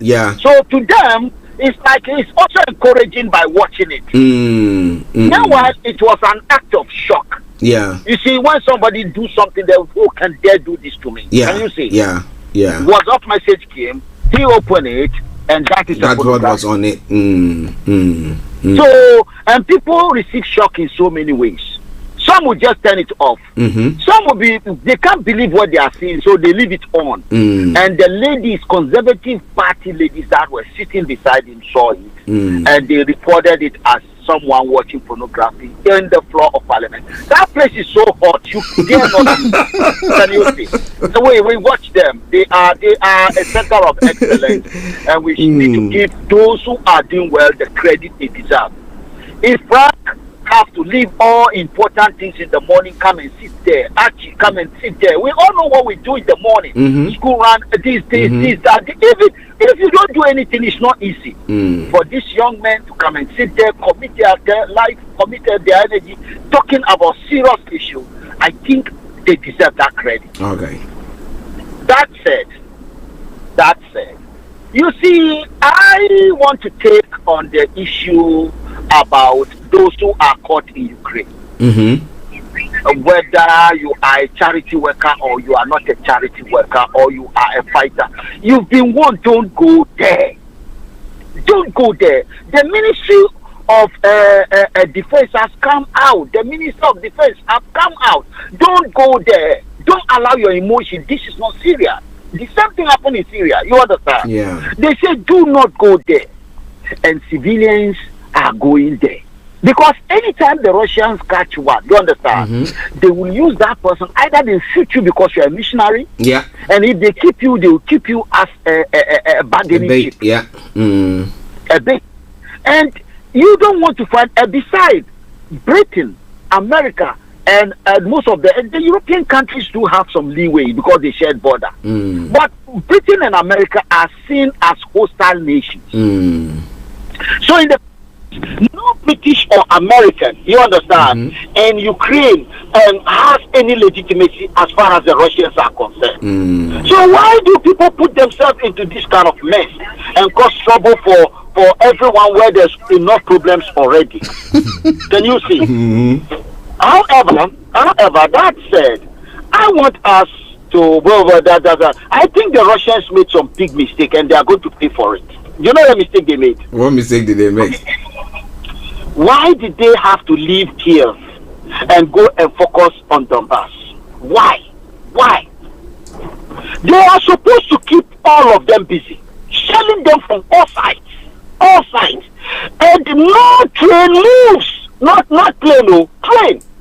What the Russians did was to go to all the military facilities, destroy them. Can you see? They went to all the airports, destroy them. Can you see? Yeah. But they might have left some untouched. And no, so now weapons are going into Ukraine, and the more the weapons are going in, American president just delivered some weapons, and he's going to ask for more weapons. It's prolonging the war. This war can be stopped. Can you see? People are fighting and you are encouraging them to fight. That is what America and the Europeans are doing, which is very senseless to me. It's not on this problem. United Nations can negotiate. All you need is what? People that can be trusted. They can be give and take. Can you see? All this destruction will not happen. Now look at the level of destruction that is going on. And Putin, Russians are not backing up. They will not back up. Putin said until he finishes the last one. Like I said, they are not supposed to allow any corridor. That you have prime ministers going there to take pictures. They are not supposed to do that. Nobody comes here. That is what they are supposed to do. Show anything that moves. Well, the war has changed. The Ukrainians have got more weapons now, and the war will take longer time because Russia cannot afford to lose. Yeah. This war. It's not in if Russia loses this war. You know what the Ukrainians are going to do? The Ukrainians are not stopping. I said it yesterday. They will now go into Russia itself. They are not stopping at the border. Where are we going with this? That said, there was a mention of charity and how we use charity. Yeah. I think we shouldn't waste our time on that. What is charity? Somebody has Tesco. They produce food. They put it in Tesco. The food was not used up. There was surplus, and you look for another country to give it to them, and the beggars they use. Is that not charity? Why must we waste our time in managing poverty when we can really be the producers? If we start thinking like the producers, we shall become producers. But when we continue to think like beggars, we shall be beggars for a long time, very, very long time to come. Finally, somebody was said to have been caught with what? Cocaine. Americans caught him. Yeah. From what? From Virgin Island. The governor of the Virgin, British Virgin Island. Yeah. But this man may not be the one carrying the cocaine, because they didn't say they found cocaine on him. No, they didn't. They said as he's caught as a facilitator. You remember the case of Noriega and so? Yeah. Americans do trace those behind the chains because they will have been catching people in the past, and some of them will say, I'm working for this man. That man will be a very good public figure. Can you see? Yeah. A member of Ghanaian parliament. We have so many of them being caught. Can you see? These people are carriers. We have those who don't carry. They are the barons that send orders. So sometimes it's very difficult to trace and catch them. But when you arrest one or two, they will tell you the chain of command, who gave it to who, then catch the next one until you know the source, the man behind it, or who facilitates the trade. Okay. Can you see? Yeah. That is the one they've caught now. Can you see? Yeah. Yes. But the British are not happy with the arrest. Because that land you see, remember sometimes I'm telling you, I was saying the last time, the Queen is the head of state of that country.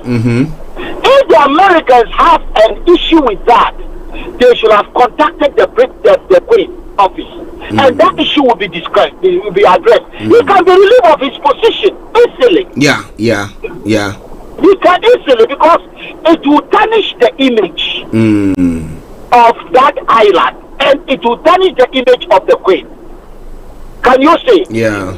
Americans didn't contact the British on intelligence to say this man is doing this and therefore we want to be addressed. What they did was go ahead and arrest him and take him to America. And that is contradicting to sovereign role of Her Majesty the Queen of Britain, the United Kingdom. Can you see what I'm saying? Yeah.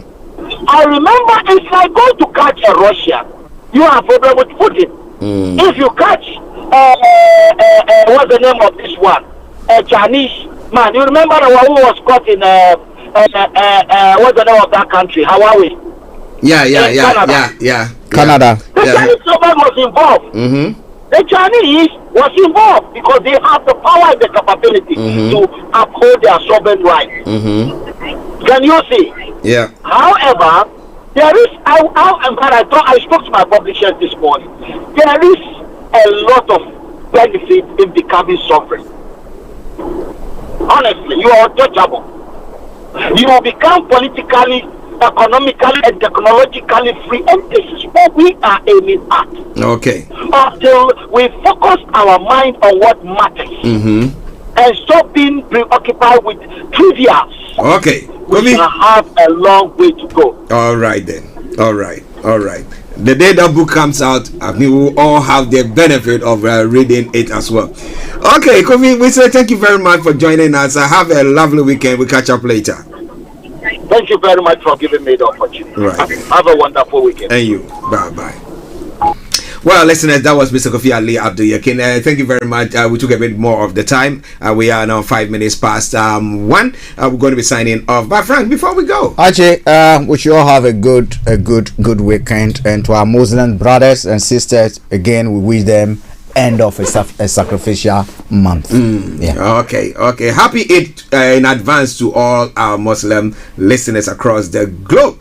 All right, so this evening exactly at 7 o'clock, and then if you have a work will be coming your way with the Afia show. And then come Sunday, we'll be bringing you the live chat broadcast and then Faith Talk as well. And a lot more music going to be coming your way during the weekend. And as I said, it's a bank holiday Monday, so we'll be back here with you on Tuesday. But make sure you keep yourself safe wherever you are. God richly bless you, and thank you very much. It's been me, Archie, Mr. Frank Davis, saying bye-bye for now. Enjoy this song from the one and only artist that I've never known the name, but enjoy it. We'll find the name and one day I will tell you. If you know him, tell me who he is. Bye-bye for now.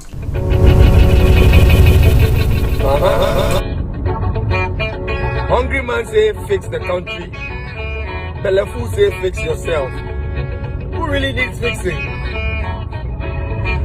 Now how?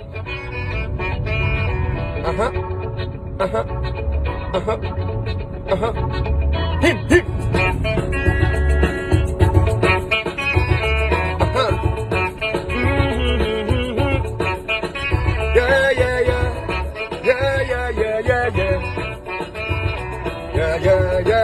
Yeah. Come on. Country hot. Country hot. Plenty no get what to eat. Even picking they feel the heat. So we all they pray for change. Well, gala. Country hot. Country tough. Everybody feel the heat. Even picking they feel the heat. So we all they pray for change. We say fix the country. We say fix yourself. We say fix the country. We say fix yourself. Yeah. Tell me who and you and me be the country. Fix yourself. I agree. We say fix the country. They say fix yourself. They say fix the country. We say fix yourself. No. Tell me who. Tell me me. Tell me you be the country. Fix yourself. I agree. Water plenty. Mumu be thirsty. Water plenty, we move be thirsty, and we get to go do plenty cocoa. But we still they borrow, they go to get a job, it be whom you know. We live like crabs in a barrel. Shayo, Rupa, Beshi, and look. Hey, we say fix the country. They say fix yourself. Aye. They say fix the country. No. Hey, tell me who, tell me me, tell me you be the country. Fix yourself. I said now you great. We say fix the country. You say fix yourself. Aye.